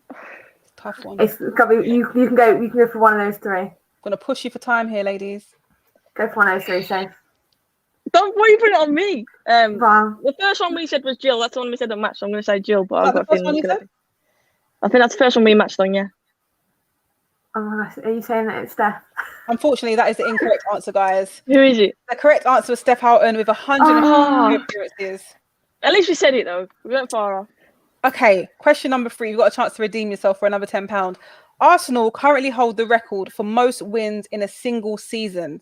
How many games did they win in the 2018-19 season? Well, I actually don't even know. Meg, do you look at Arsenal's figures much or? Okay. Think about how many games are there in the season? Roughly? I was going to say, so there's, how many teams was there? Okay, let's say. Someone said 21 in the chat. Do we go with that? That seems high though. That's what I'm saying. I don't know. I need a buzzer. I've got no idea. No idea. Just go on, Meg. Just guess. Just go for it. Just go for it. 15. Is that your final answer? Don't do this to us, Pete. Yeah. I mean, you're getting help here. To be honest, say 18. Okay, 18 then. Is that your final answer? Yeah, final answer. I don't know. The correct 20. The correct answer is 18. Yes. Thank you to Charlotte in the chat. Yeah. Thank you, Charlotte. Charlotte. Charlotte and the show. Okay. Definitely know their stuff. Regulars, they know their stuff. Appreciate that support. We needed that. Next question. Who has scored the most WSL games? I'm not giving you too much time on these now. I'm being very lenient here. Who is what, sorry? Who has scored? What did I say? The games? Who has scored? Sorry. Who scored the most games? Who has scored the most WSL goals? Ever. Well, the WSL's only recently been formed type of thing, so. Yeah, but you're saying like not this season. Yeah. I'd just say Ellen White. Yeah, I'll go Ellen White as well. Is that your final answer? Yeah. Okay, I can confirm that the correct answer is in fact Ellen White with 105 goals. Well done. It's a bit baller. Okay, we're getting a bit tricky. She was in a celebration at the end. Question number 5. How many WSL hat tricks does Vivian Miedema have? Oh, she's got a few. How many is a few? The amount of times that Arsenal have like battered teams and I know. I feel like we should have known this, so. To be honest, I didn't know this. If that makes you feel better. Not off the top of my head, I didn't anyway. Do you know what? It's funny actually. Less than 10? Yeah. Less than 10, so I mean, I know we call it the GOAT, but come on. You never know. I think I would have like 5, 4, something like that. Okay, I'd have gone 6. What is your final answer? Go makes answer 6. Because I'm just guessing. I prefer an even number. So let's go 6. I mean, the answer, I can confirm the answer is an even number, but it's not 6. It is 4. So it was incorrect. I've given her a bit more credit there. She needs to up a goal tally, if I'm honest. So the correct answer to that was 4. Question number 6. 2 goalkeepers have kept 10 clean sheets across the season. Name one of them. Again, this season? No. Yeah. Just this season? Mm-hmm. Ellie Roebuck. Yeah. Your final answer? Yeah. Manchester. I'm joking. It is Ellie Roebuck. I was going to say you said 1, didn't you? Yeah. Well done. That is another £10 in the pot. Question number 7. What has been the biggest scoreline in a WSL game? In a WSL game?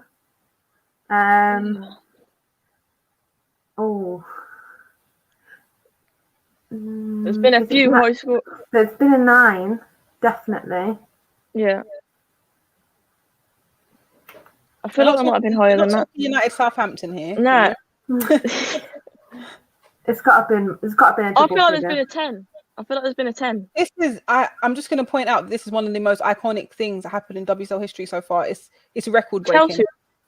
It's actually record breaking. No one's ever scored like it was the first team. Yeah, Chelsea 10. 10-1 was it? I know, but I know United scored 12 in the championship, so I don't know if it's No, more actually, than that.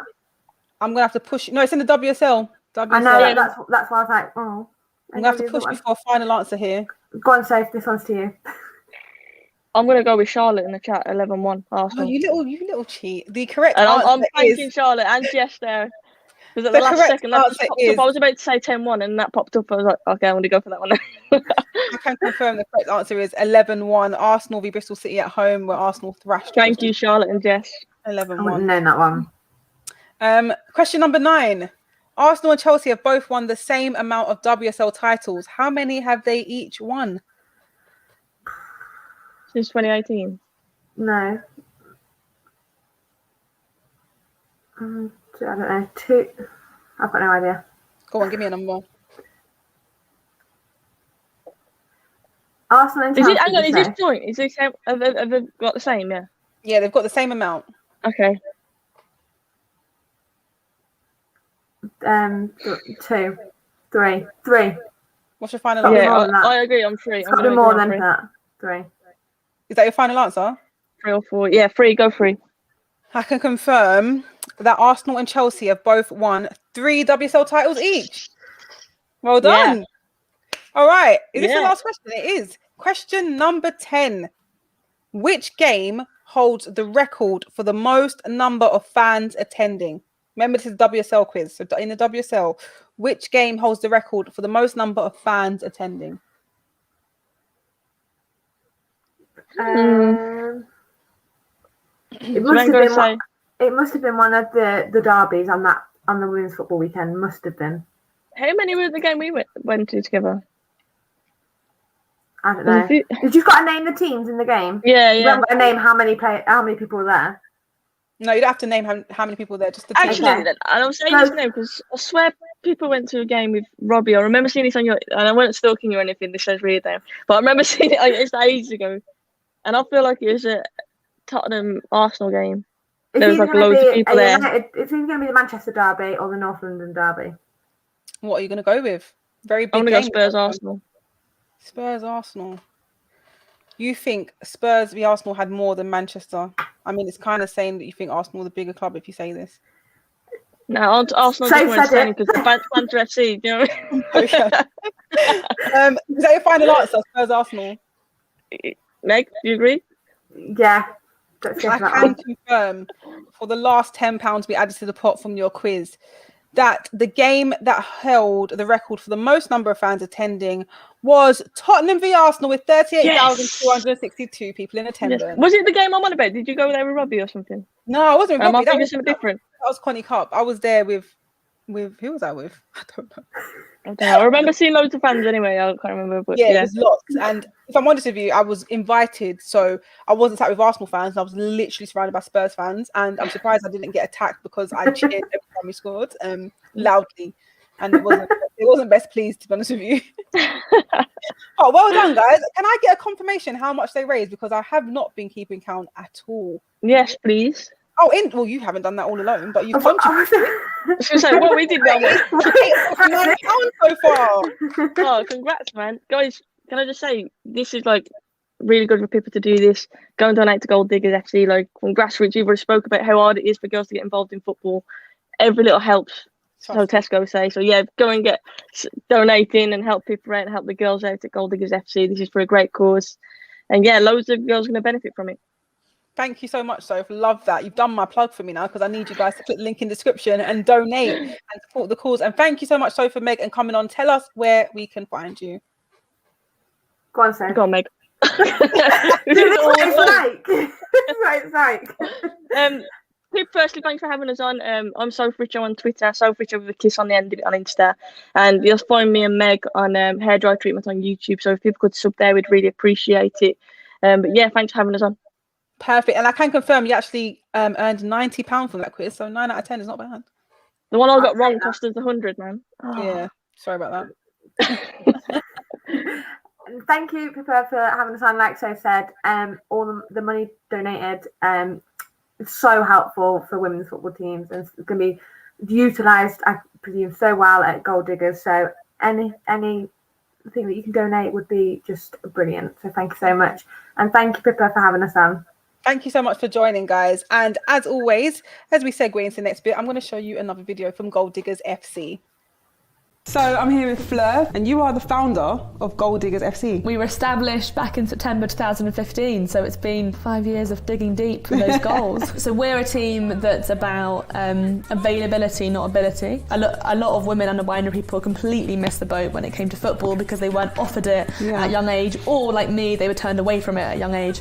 So the aim of Gold Diggers was to always try and get people into the sport and say it is a sport for you, come play the beautiful game. So we have a beginners, an intermediate, an advanced team, and people have the agency to play at whatever level they kind of believe they are. I mean, I speak for myself, but I don't think many of us are going to become professional. So it's all about just really, really enjoying football and showing that football is a sport for everyone. You know, putting that all back into football is so important, because I've seen it change lives. I've seen within Gold Diggers, this amazing community has been born. It's gone further than I ever thought it would. It's my own community now. It's my own family.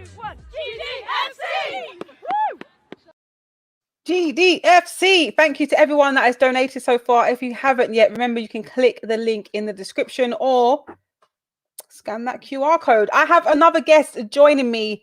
I think it's last but no means least. Mr. Where's the Card? It's time. Thank you very much, Pippa. You're right. What? Whoa, where's your Arsenal gear? It's not match day. It's not match day. Oh yeah, that's very true. You do only wear it on a match day, and that's and special occasions. And that's what's a special occasion to you? Valentine's Day? Yeah, I knew. I knew he was going to say that. Yes, very good, very good. Well, I suppose Valentine's Day is a special occasion for a lot of people, isn't it? But special occasion for me is when we win a trophy, get to a final. That's a match day? No, special occasion. Okay, but that's still a match day if we win a trophy. Yeah, yeah. I mean, yeah, special trophy. Then wearing it a week afterwards. Yeah. As a celebration, or when any of our teams exit a competition as well, because it's not all about winning. But can I just say, Pippa, I think you've done a fantastic job. I've been lucky enough to see you from the start, boy. You're the next female anchor, innit? Worldwide, isn't it? I hope so. Thank you so much. You really have been there from the beginning, because I have been there from the beginning. I've been watching everyone. So I've been watching everyone, and I think the guests have been absolutely fantastic. I don't even know how I can follow this, and I also want to say thank you very much for. I'm humbled and flattered and very, very honoured and privileged to actually be asked to do this. So Of Ty, of course. I mean, you said you've been there from the beginning. How can you not be? Because for anyone that's an Arsenal fan that goes to any Arsenal game, whether it's the men's at the Emirates, the under 23s at Bournemouth, or the women's who's Bournemouth at Meadow Park, you're always there. You're literally always there. Well, fortunately, luckily, thankfully. When did you start? When did you start going to women's game? I'll focus on the women's because it's it's all about the women's right now. Yeah, when did you start going to women's game? I started, gosh, I can't remember what year it was, but I know the legend that is Kelly. Kelly Smith was still in effect, and we played Charlton Athletic at Gravesend. Gravesend. This is the time when Annie Aluko and Natasha Dowie were playing up front for Charlton, and we were 3-1 down, and then they went down to 10. They went down to 10 men, and the fantastic Kelly scored a hat trick, culminating with an equaliser in injury time. And me and my associate, let's say, were. I'm guessing that's not your friend no more. Do you know what, Pippa? Listen, I'll even say there's no flies on you. You know exactly what I'm talking about. That's Pippa. That's brilliant. I'm trying to hold it down, but Pippa, that's great intelligence. That's brilliant. That's brilliant. Yeah. Let's carry on with the story because I love hearing your Arsenal stories. He's not my friend anymore, and you know who this person. You know who this person is. But what I would, you do know who this person. I'll tell you afterwards. The thing is, I'm not going to shout him out on there, which he should really get a blast on there, but I'm not going to do that because it's not about that. So anyway, we were next to all the Charlton fans, so we were the only ones celebrating, and all the Arsenal players, our women, came over to celebrate with us. So it was fantastic. Love that. We was wearing a yellow kit. Then. And was it what sponsor was it? Did the women have sponsor on the shirt then? Was it JVC? It could have been. I'm not sure what year it is, but yeah, I think so. We saw them after as well, and that's the legend that was Kelly. So that was my first game. Actually, funny enough, he actually even brought me to my first game as well. And since then, what made you want to keep returning to Arsenal women's game? Was it that win, just seeing Kelly Smith get the hat trick? And before you told me, what was the atmosphere like? How many fans were there and stuff? Oh, it was all right. There was a lot of there was obviously a lot of young girls there. I think the Charlton athletic team were there. It wasn't a bad crowd. It was a cold night. I don't know if it was a Tuesday and Wednesday. It wasn't a bad crowd. It was all right, but obviously there was not that much atmosphere. It was only us, me and him, actually shouting. So. And I can imagine that, because to this day, for anyone here that's ever been to an Arsenal women's game, there's two people that you will definitely hear without a doubt. One is a lady like Maria that sings from beginning to end and has made up chants for the Arsenal women, each player. And then there's Ty. You will hear Ty sing, chant. You'll hear him say ref a lot. You'll hear him say ref an absolute lot. It's not just in the men's game. Pippa, you're too kind. Having said that, though, let me just think. I'll take back what I said. He doesn't deserve to get a blast because he did take me to my first women's game. Exactly. He's got to hold a special place in your heart now. Yeah, no, absolutely. If I'm honest, he got me into it because I never went. Because if I'm honest, if I could go back, I don't want to sound corny and sound funny, but my first memory of women's football or women in football was, believe it or not, Gregory's Goal. Was what, sorry? If you remember that film, Gregory's Goal. Do you remember Gregory's Goal? I mean, I don't. I'm afraid. You don't. Well, that's an iconic football film when there was a lovely, beautiful girl, and she was twisting up all the boys on the running through the whole team and scoring goals. Yeah. Do you know Claire Grogan from All the Images? I mean, Ty. I mean, sometimes I think you forget my age, man. Well, anyway, Claire Grogan from All the Images. For anyone who knows her, was in it. So you know that was my first thing, and then obviously I think my thunder's been stolen. I always remember the famous penalty that Brandy Chastain scored. I was talking about her earlier. Yeah, which game was this then? If Brandy Chastain scored, it's in the final 99 in the LA Rose Bowl. Like you correct. Okay. When she scored the winning penalty, and also Mia Hamm as well. Those were the two people that stood out for women's football. And obviously, Kelly was there as well. So you know, but that's when it really came to the fore. Because I should have gone to watch our women's team. I should have been watching them before, but you know, that was a time when we had unprecedented success. I mean, we had legends. To me, they're all legends like Marion Spacey, Angela Banks, the fantastic Emma Byrne. Kelly Smith, even Lee, I shouldn't say even Leanne Sanson, Leanne Sanson, Mary Phillip, Leanne Champ. You know, the list goes on. Jane Ludlow, the legend that is Jane. Cara Grant.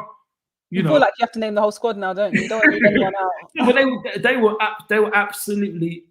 absolutely incredible, and it was such an honor and a privilege to watch them. And they used to win every week. Mm. You know, talk to me about, after that first women's game that you went to, you was obviously encouraged to go to more. But what was your best performance? Can you remember what was the best one after that? After watching that Kelly Smith hat trick, what stood out to you after that in a positive way? Wow, what performance or result or? But if you give me a story about both, that'd be amazing. Well, it's obviously it's the results. We were the only team, I think, to go unbeaten and win 6 trophies, which has never been done in a season. We won the women's team won everything. And also, you've got to say the fantastic Alex Scott. When we were at the time a semi-professional team. We beat the Giants of Umeå 1-0 after 2 legs. I don't know who's that. That's Oshoke Foyama. My demon brother. Thank you very much, my dear brother. He's trying to say I'm the GOAT. I wish I was the GOAT. Listen, you're the GOAT, man. Pippa's the GOAT. Look at what she's been doing from 5 a.m. and you would think, I don't want to shout anything, you would think she's on another big channel. That's the way she's running. She's running, and also she's been funny. She's been brilliant. She's kept people in suspense about quiz answers, which they've got right. And she's been brilliant. Pippa's the GOAT, man. Oh, Ty, thanks, man. I didn't even pay him to say that, guys. That was from the heart. Hair dry. And that's Sophie that was just on now, saying big up, Ty. Thanks for having us on, Pippa. Great show for great calls. Make sure you donate if you're able to, people. Yes. Thank you very much. Hair dryer treatment. Love the actual picture. And yeah. Thank you very much. Thank you very much. So So it was that one. It was that one because with Amia, if I can remember quite rightly, Kelly Smith, she got banned because I think she got sent off against Bromby, and I think she scored the goal to get us into the final. So imagine our best player wasn't playing. And I remember Alex in the away leg scored a goal, a wind-assisted goal from about 35 yards that just flew over the goalkeeper. Yes, I've never seen this. I've never actually seen this, but I've heard about the story. It's amazing. It's amazing. Unfortunately, I didn't get to go to that game, but I went to the final, and the final at Bournemouth is the most packed I've ever seen. There was not a spare place in the house, standing or seating. I have never seen that except in recent times in the London derby between Arsenal and Chelsea. If you could see that game, because the funny thing in that game, Amia, to be honest, absolutely battered us. I think they hit the bar post about 3 times. And the legend that is Emma Byrne, one shot hit the post, hit her face, and went out for corner. That's how lucky we got, but we managed to hang on. And it was just imagine now. Let's see who played. Let's see now. Was it Marine? Marine played Tottenham, didn't they? Okay. Yeah, FA Cup. That's Marine FC. Yeah.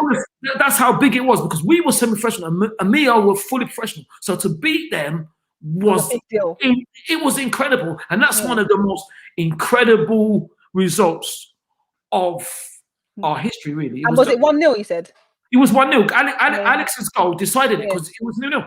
It was 0-0. It was absolutely, it was incredible. We got battered in the second leg. We got battered. Amia's class, obviously told, we got absolutely battered. But Emma was just an absolute rock.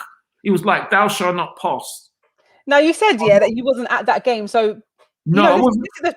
I wasn't at the away game. I was at the home game. The away game. This was a few years ago, and it's a big difference to what access to games is now. So when you're not at those games and you want to follow the women's games regularly, how did you manage to stay on top of that? How did you manage to know what was happening? Well, the funny enough is, Pippa, you asked the right question. Listen, man. Listen, anyway, you're the next female anchor, so that's cool. I'm talking to the next female anchor in person. Well, basically, what I used to do, because now it's a lot harder. But what I used to do, funny enough, me and a couple of friends, we used to go and watch our reserve team at Rowley Lane. We used to go and watch them. The women's reserves or the Absolutely. Absolutely. Oh. Rowley Lane. And that is where the legend that is Leah Williamson, players like Kirsty Lynette, unfortunately, they were playing in that youth team at the time. But there's only about 10 people there. It was mostly the parents of them. And it was brilliant. But now, how did you manage to get there? How did you were they selling? If there's only 10 people there, no, it's free. It was free. It was free. And you could just roll up and just watch those reserve games. You could go and watch them, and that's what I mean. And the thing is that I'm sure they're still smashing it in football terms now. They were brilliant. We used to win all the time. We used to thrash teams. It was great. You just come up there. There used to be about 10 people. It's mostly the parents all that. We used to watch them. That is where Leah. She was in that youth team at the time. Kirsty Lynette. Must have been quite a few of people. Like, was Lauren there? Lauren James? No. Too early? No, I think that's before our time. I think Lauren Bruton was there. Okay. So is this how you've managed to form like great relationships and friendships with players? Because when I first started coming to games at Meadow Park and even sometimes at Barnet, like you would always seem to know the players. Like they know you, Ty. Like everyone knows you. I don't know about that. You're very kind. Everyone knows you. Their first name. They will say, "How are you?" Sometimes they'll stop to have an actual conversation with you, and it's not just like a general chit chat. Like they genuinely want to know how are you, Ty? Is that where like the relationships kind of formed by? Yeah. Well, you're kind, Pippa. I think what it was that with our women, they're much more. There's more open access to them. So whereas with the men, unfortunately, because obviously we're only talking about the women, but if I just say with the men, there is youth team players that I used to chat to that when they become first team, you never get to speak to them anymore because of the way access is restricted.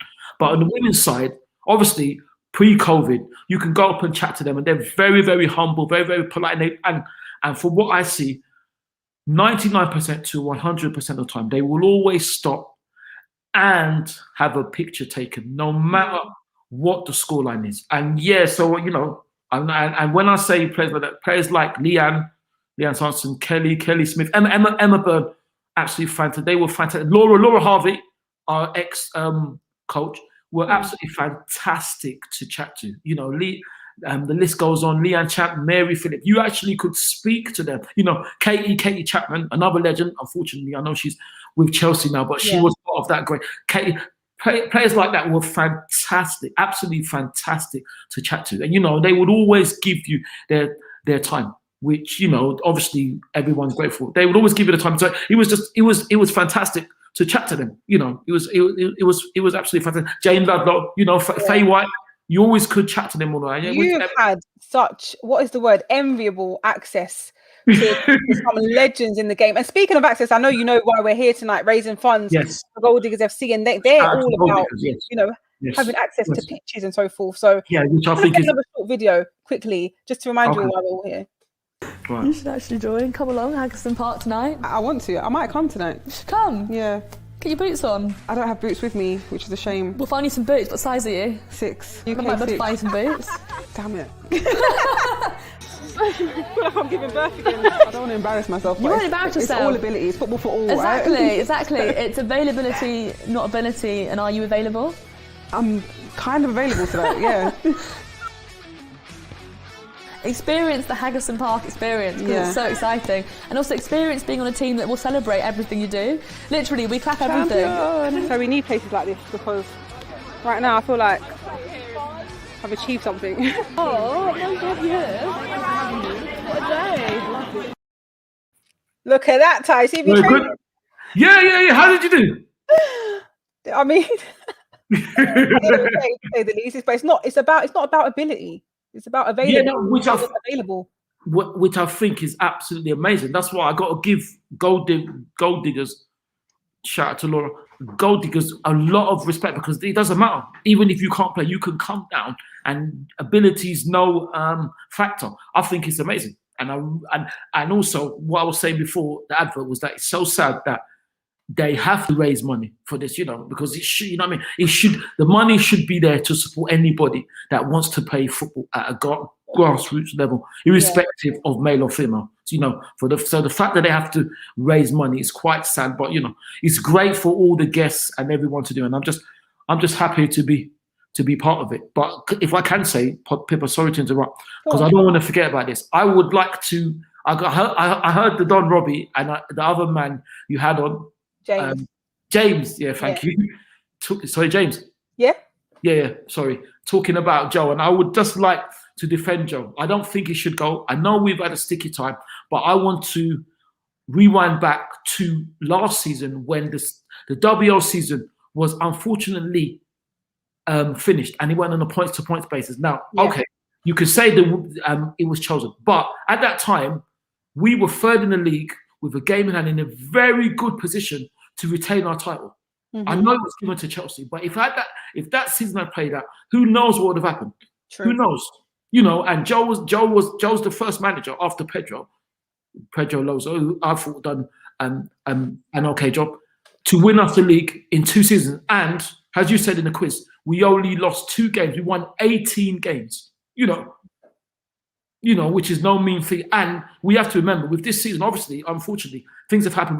We've had injuries and all that. Before if we're honest, I suppose Manchester United deserved to win. But before we lost to them, we had a 100% record. You know, so I'd like to give Joe a thing. I can understand that people are not happy. I'm not happy with the way things are going, but I think he should be given a chance because these are unprecedented times. So I don't know if you can judge anyone in the COVID era because, like I said, the season didn't finish. You know, so I'm putting my weight behind Joe. I think, obviously, he's going to weigh up. The players are going to weigh up. I still think we can hopefully get 3rd place. I think we can. It's looking very tough right now. It's looking very tough. The thing is, we have to. We have the experience. Teddy says his Arsenal women's squad is night and day from the squad we saw at the start of the season when Giroud felt like the most exciting player in football and was making winning 11 sets with men. Was making winning 11 sets. I'm sorry, I didn't know if I read that correctly. She made winning look very easy, and she was scoring hat tricks. Scoring goals in pretty much every game. Yeah, and it's true. No, he's right. He or she is. I think it's a he because it's Prince. But we have to remember that things can't be all that bad as well. Yeah. You know, we've had massive injuries. Yeah, our squad is small. We've had massive injuries at certain times, and I would have to back up Don Robbie on the fact that, without trying to sound sour grape, I can't understand where Chelsea and Man City get them on because it seems like there's no budget in women's football. I don't know, where's the budget? Where's all this money coming from? Because they seem to be buying there's no budget, so you can buy and that's what it is. Robbie says they've caught up. I don't know if they're caught up because the thing is, also another thing I would like to say with our team is the time when we had Shelley Kerr in charge. A lot of our players left, and if any team that would have a lot of legends like from the quadruple team, players like Katie Chapman, Gilly Fati, a lot of our players left. Even Ellen White left. Steph Houghton left. But to be where we are now shows the strength of the club because that could have broken any other team. That's true. So that's why I think we are stronger than what we are at the moment. And I'm sure we're back and, our aim would be to hopefully get 3rd place. I take James's point that maybe we shouldn't have let Chloe go and we shouldn't let Dominic go. But the thing is, when these players want to leave, it's very, very difficult to keep them. I think Chloe is a shame about Chloe because she's killing it, see. She's killing it. She's killing it. And I don't think she wanted to leave. But I think at that time, she found herself surplus to requirements, But speaking of, players leaving and it being hard to keep hold of them, I mean, I think I might have mentioned this to you before when I said, I don't think it'll be very easy to keep hold of Vivian Miedema and possibly Leah Williamson because their contracts expire soon. And I feel like Vivian Miedema has pretty much won everything except for the World Cup. She came in the final. Yeah, that's right. In club football, she hasn't won a Champions League with Arsenal, and I don't know if she's won one in her career. Please correct me if I'm wrong. And that should be the next step for her. I'm sure she's won one. To be fair, absolutely, it should be. But the thing is, with Vivian, from what I see, she's very, very happy. But she said, and I agree with her. She said that she will stay as long as we carry on improving.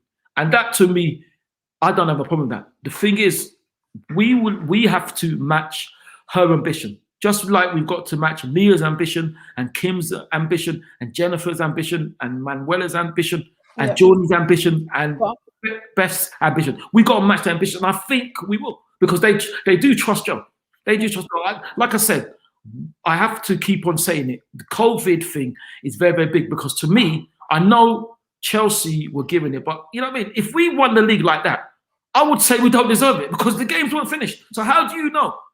You don't know what was going to happen. So, you know, and the thing is, without, I don't want to talk about Chelsea too much. For them to be saying they deserved it and not, when the season's not finished, how can you say that? You've been given the league. If it was us, I would say, listen, we're lucky to be given it, but we don't deserve it because the season wasn't finished. You know, and that's a match. Because who knows? Let's say we won the league last season. What would have happened? So now, you know, but we don't know because it didn't pan out. We don't know, Ty. We can only look forward now, and the league position is not looking good at the moment. And when you lose against the team that you're really competing with, so the City, Chelsea's, the Manchester Uniteds now, when you lose against City twice in one season, Chelsea twice in one season, and potentially Man United twice, we could go that way. Well, we got to beat them at home. Yeah, no, Pippa, I hear that, but even the Neville brothers would have done a bit. Well, I don't think so, seeing as one of the Neville brothers got sacked at Valencia, thank you. And also, I don't know how his other brother did. So you know what I mean. By the way, this sounds like a Manchester United fan. By the way, the way he's talking, because then even the Neville brothers have done a better job with Arsenal winning team. Are you a Manchester United fan? Listen, you're not going to start fighting on this stream. No, I'm not going to start fighting because if you are, I appreciate that you're helping gold diggers, but you know, I think next time Manchester's a bit north.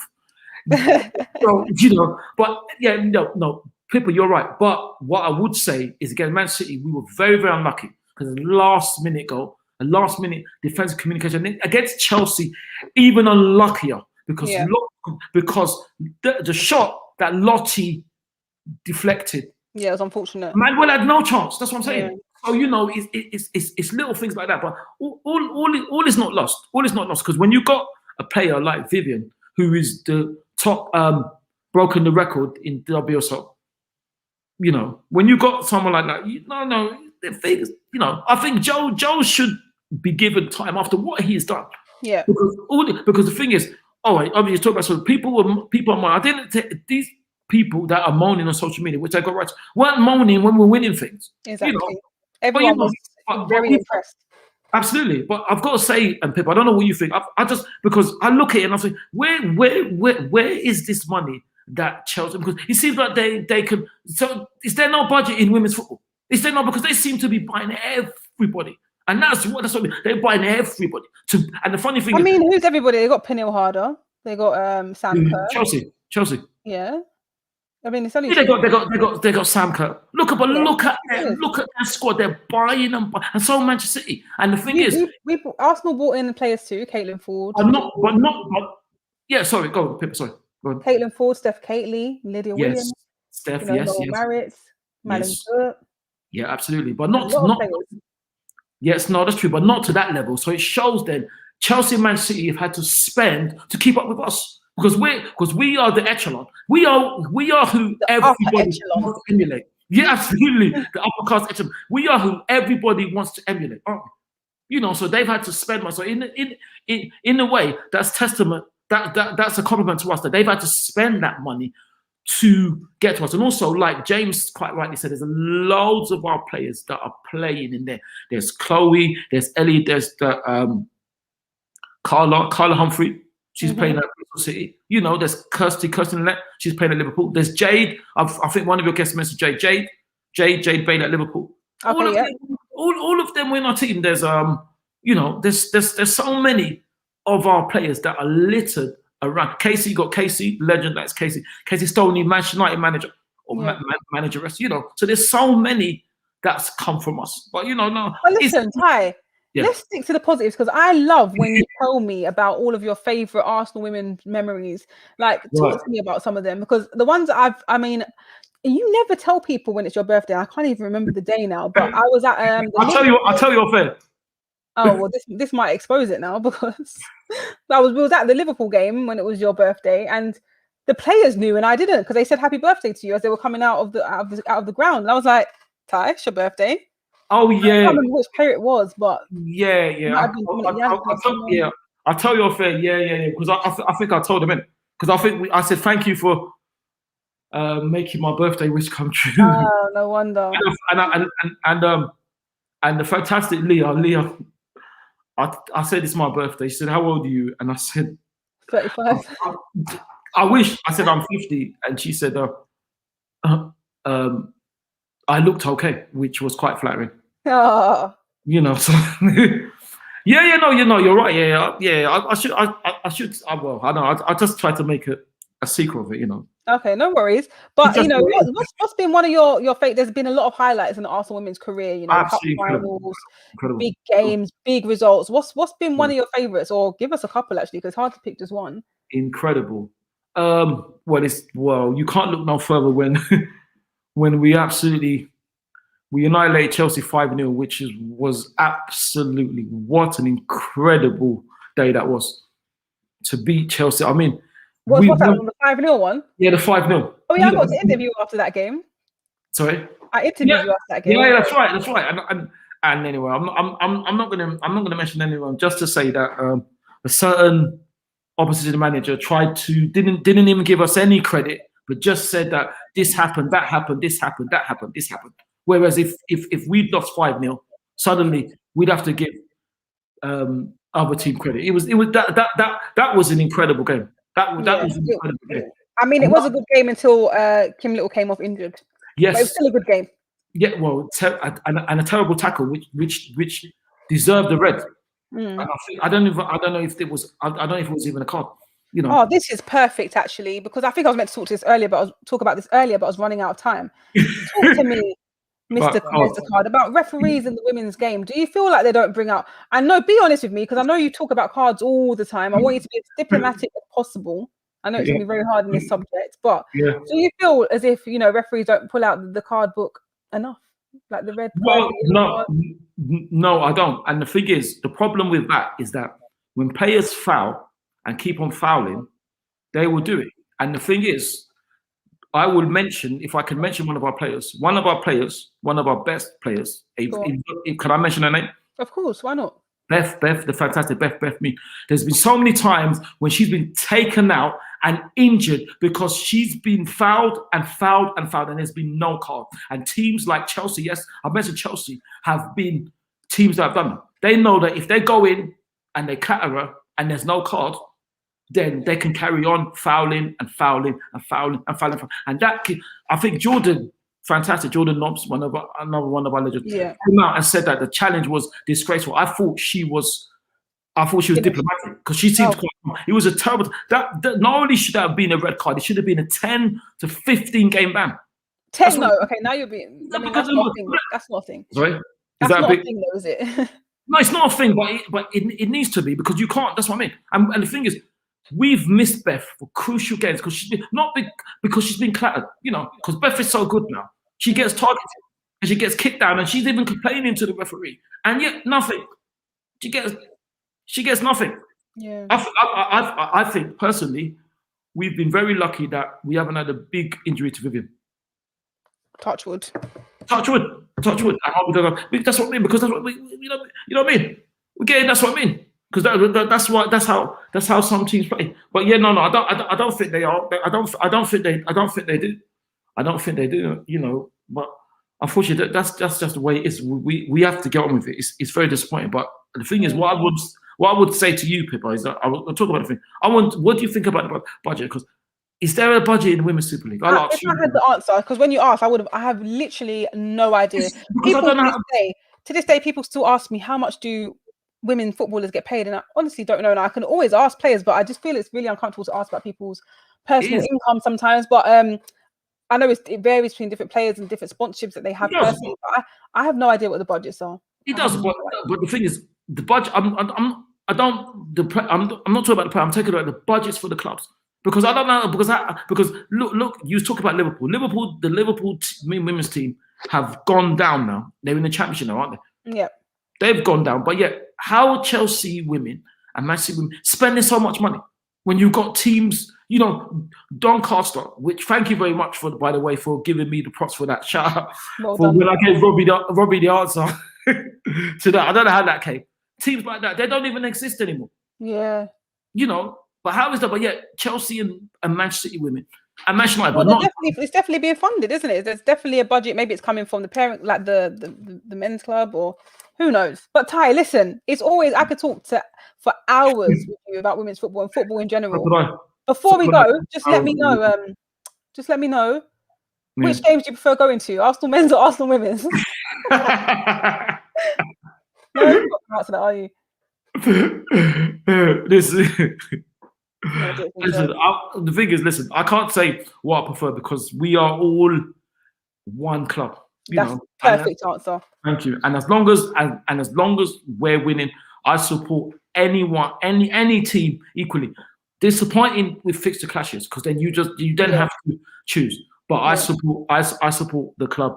Before we end, let me just say there's been a number of times where me and Ty, since I've been going to games regularly as well, where we'll be at Meadow Park on a Sunday afternoon, and then at let's say 2:00 kickoff, and then I've got to jump in my car and we'll drive down the A1 or whatever it is to get to the Emirates. The Emirates, that's right. For the Arsenal men's kickoff, so we're dedicated. Right. Are you more dedicated than us? I was surprised. I thought he was going to say, "Are you more committed than me?" That's it. Are you more committed than me? Ty, it's been a pleasure having you on. Thank you so much, guys. Thank you very much, Pippa. I'm gonna leave you here with another video. Oh, is there anything you want to say quickly? Yeah, sorry. Thank you. I just want to say thank you to everybody that's watching and everybody that's taken part.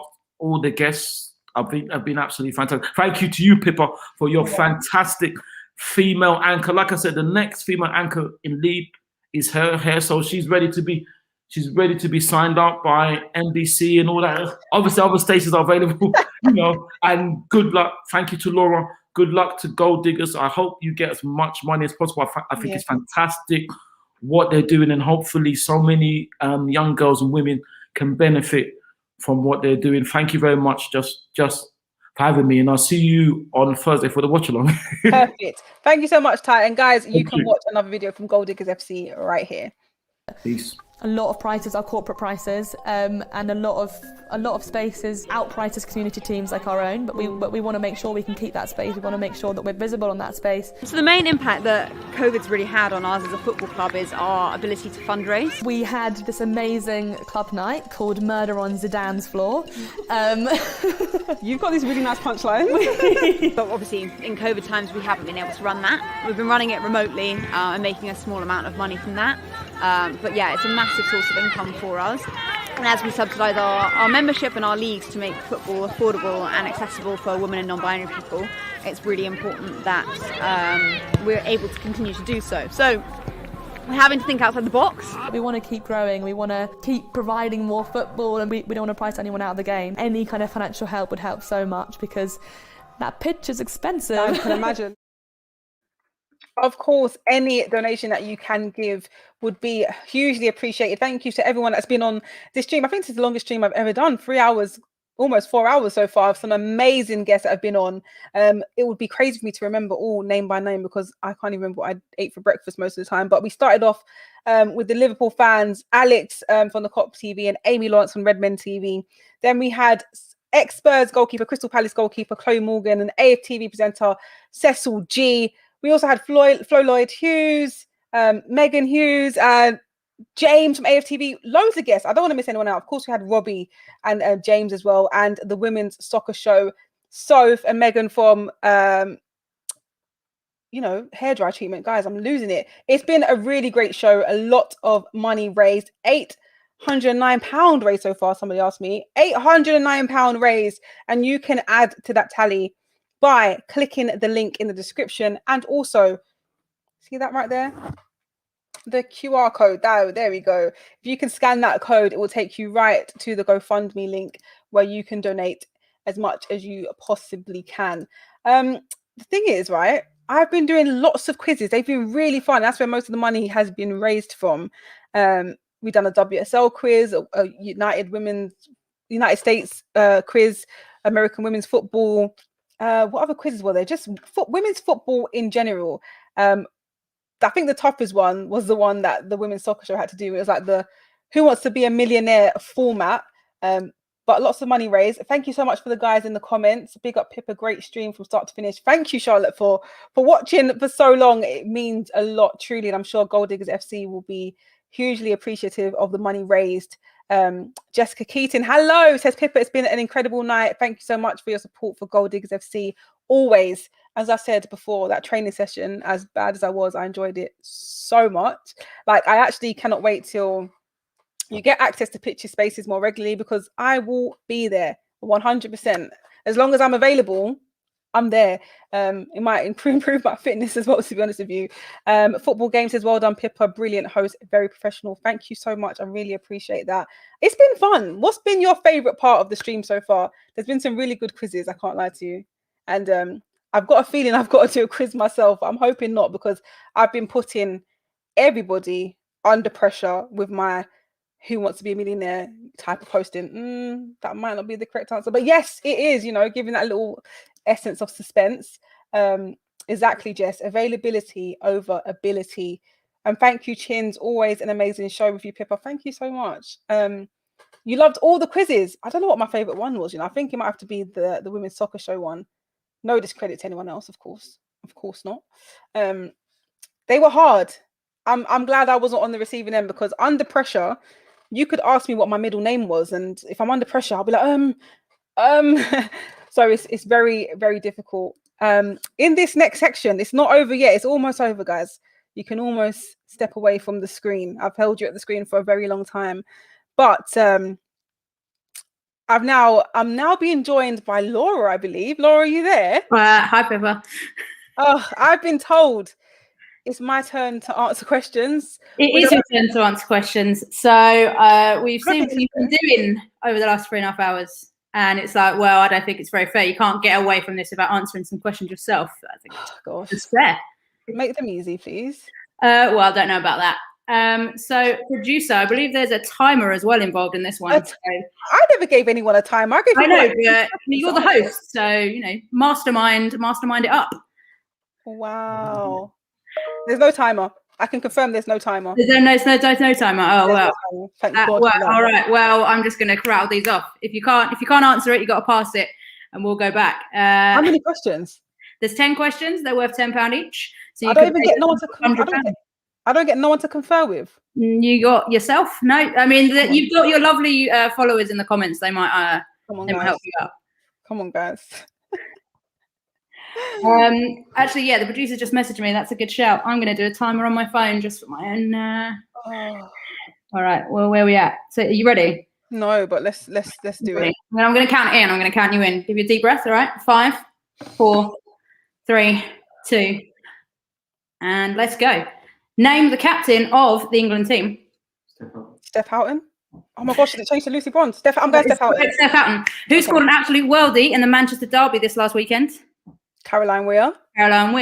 Who scored the winning goal in the 2019 Women's World Cup semi-final game between England and the USA?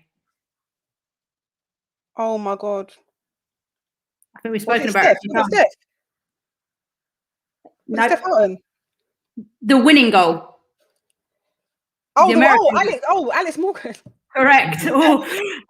Name one of 2 USA international players who signed for Man United Women the 2021 season. Christian Press. Brilliant. In 2008, Arsenal had gone more than 50 games without a loss. What team ended that run? Everton. Correct. In the 2015 World Cup in Canada, where did England women finish? Semi-finals. Close enough. I'll give it. 3rd place. They got a bronze medal. Oh yeah. Lucy Bronze currently plays for Manchester City, but what team did she play at before this? Lyon. That's correct. The first professional North London derby in the WSL between Spurs and women ended in what score? Spurs women and Arsenal women ended in what scoreline? 2-0. Fantastic. Which player has the most caps for England? Oh, I asked someone this. Steph Houghton. Nope. That's for WSL. Oh, incorrect. Oh, in all time. For England, all time. Not in WSL, just England. I've started the question. I'll let you answer. I actually don't know, so I'm just going to say Kelly Smith. Incorrect. It's Farrah Williams, 40. Oh, of course, Farrah Williams. What a legend. But you got we in that 90 seconds you managed to answer 9 out of the 10 questions, and you got 8 out of those 9 right. So that's another £80 added to the pot from Pippa herself. I love that. I can't believe I got Farrah Williams one wrong. What? complete oversight. Oh, look at that. Total raised £889. That's amazing. Got to say thank you to everyone that helped join the stream, all the guests that contributed to that. And of course, everyone that's donated as well by the link in the description and by the QR code just over there. It's been an amazing stream. I think this is definitely one of the best things I've ever done content-wise. So absolutely amazing. Are you here with me, Laura? I am here with you, Pippa. Apparently, I'm, been sat in here, So I just want to say thank you. And of course, I don't know if we have a video for this or a picture or anything, but I do have to mention that Gold Diggers FC have a brand new kit. Am I correct? There's a kit reveal. Yes, that is happening at the end of the month. I'm not allowed to say anything about it. It's all very hush at the moment. But I believe you are going to put the link on your social sites to anyone who wants to be part of that event. It's really exciting. So perfect. Now I can also say, please correct me if I'm wrong, that £819, I think it was, that is raised. Wash and Go, who has sponsored this and supports women football, have decided and have rounded up the total one from the quizzes to £1,000. That is correct. Yeah. So Wash and Go. So well done, raising a nice round £1,000. I love that. I mean, that is an amazing amount of money. That's every bit counts to go into supporting Gold Diggers FC. It's been a pleasure to be a part of this. And yeah, just long may it continue. Absolutely. All right. Well, thanks, Pippa. And obviously, I just want to big up Gold Diggers for allowing me into their community and letting me play football. And of course, getting coaching from Chloe Morgan, which is intense. She can be intense at time, getting those balls whipped in at you. But also wanted to say a massive thank you to yourself, Pippa, for everything that you've done this evening. So that's, I think, everything from me. Thank you, and to the production team that put this all together. It's amazing.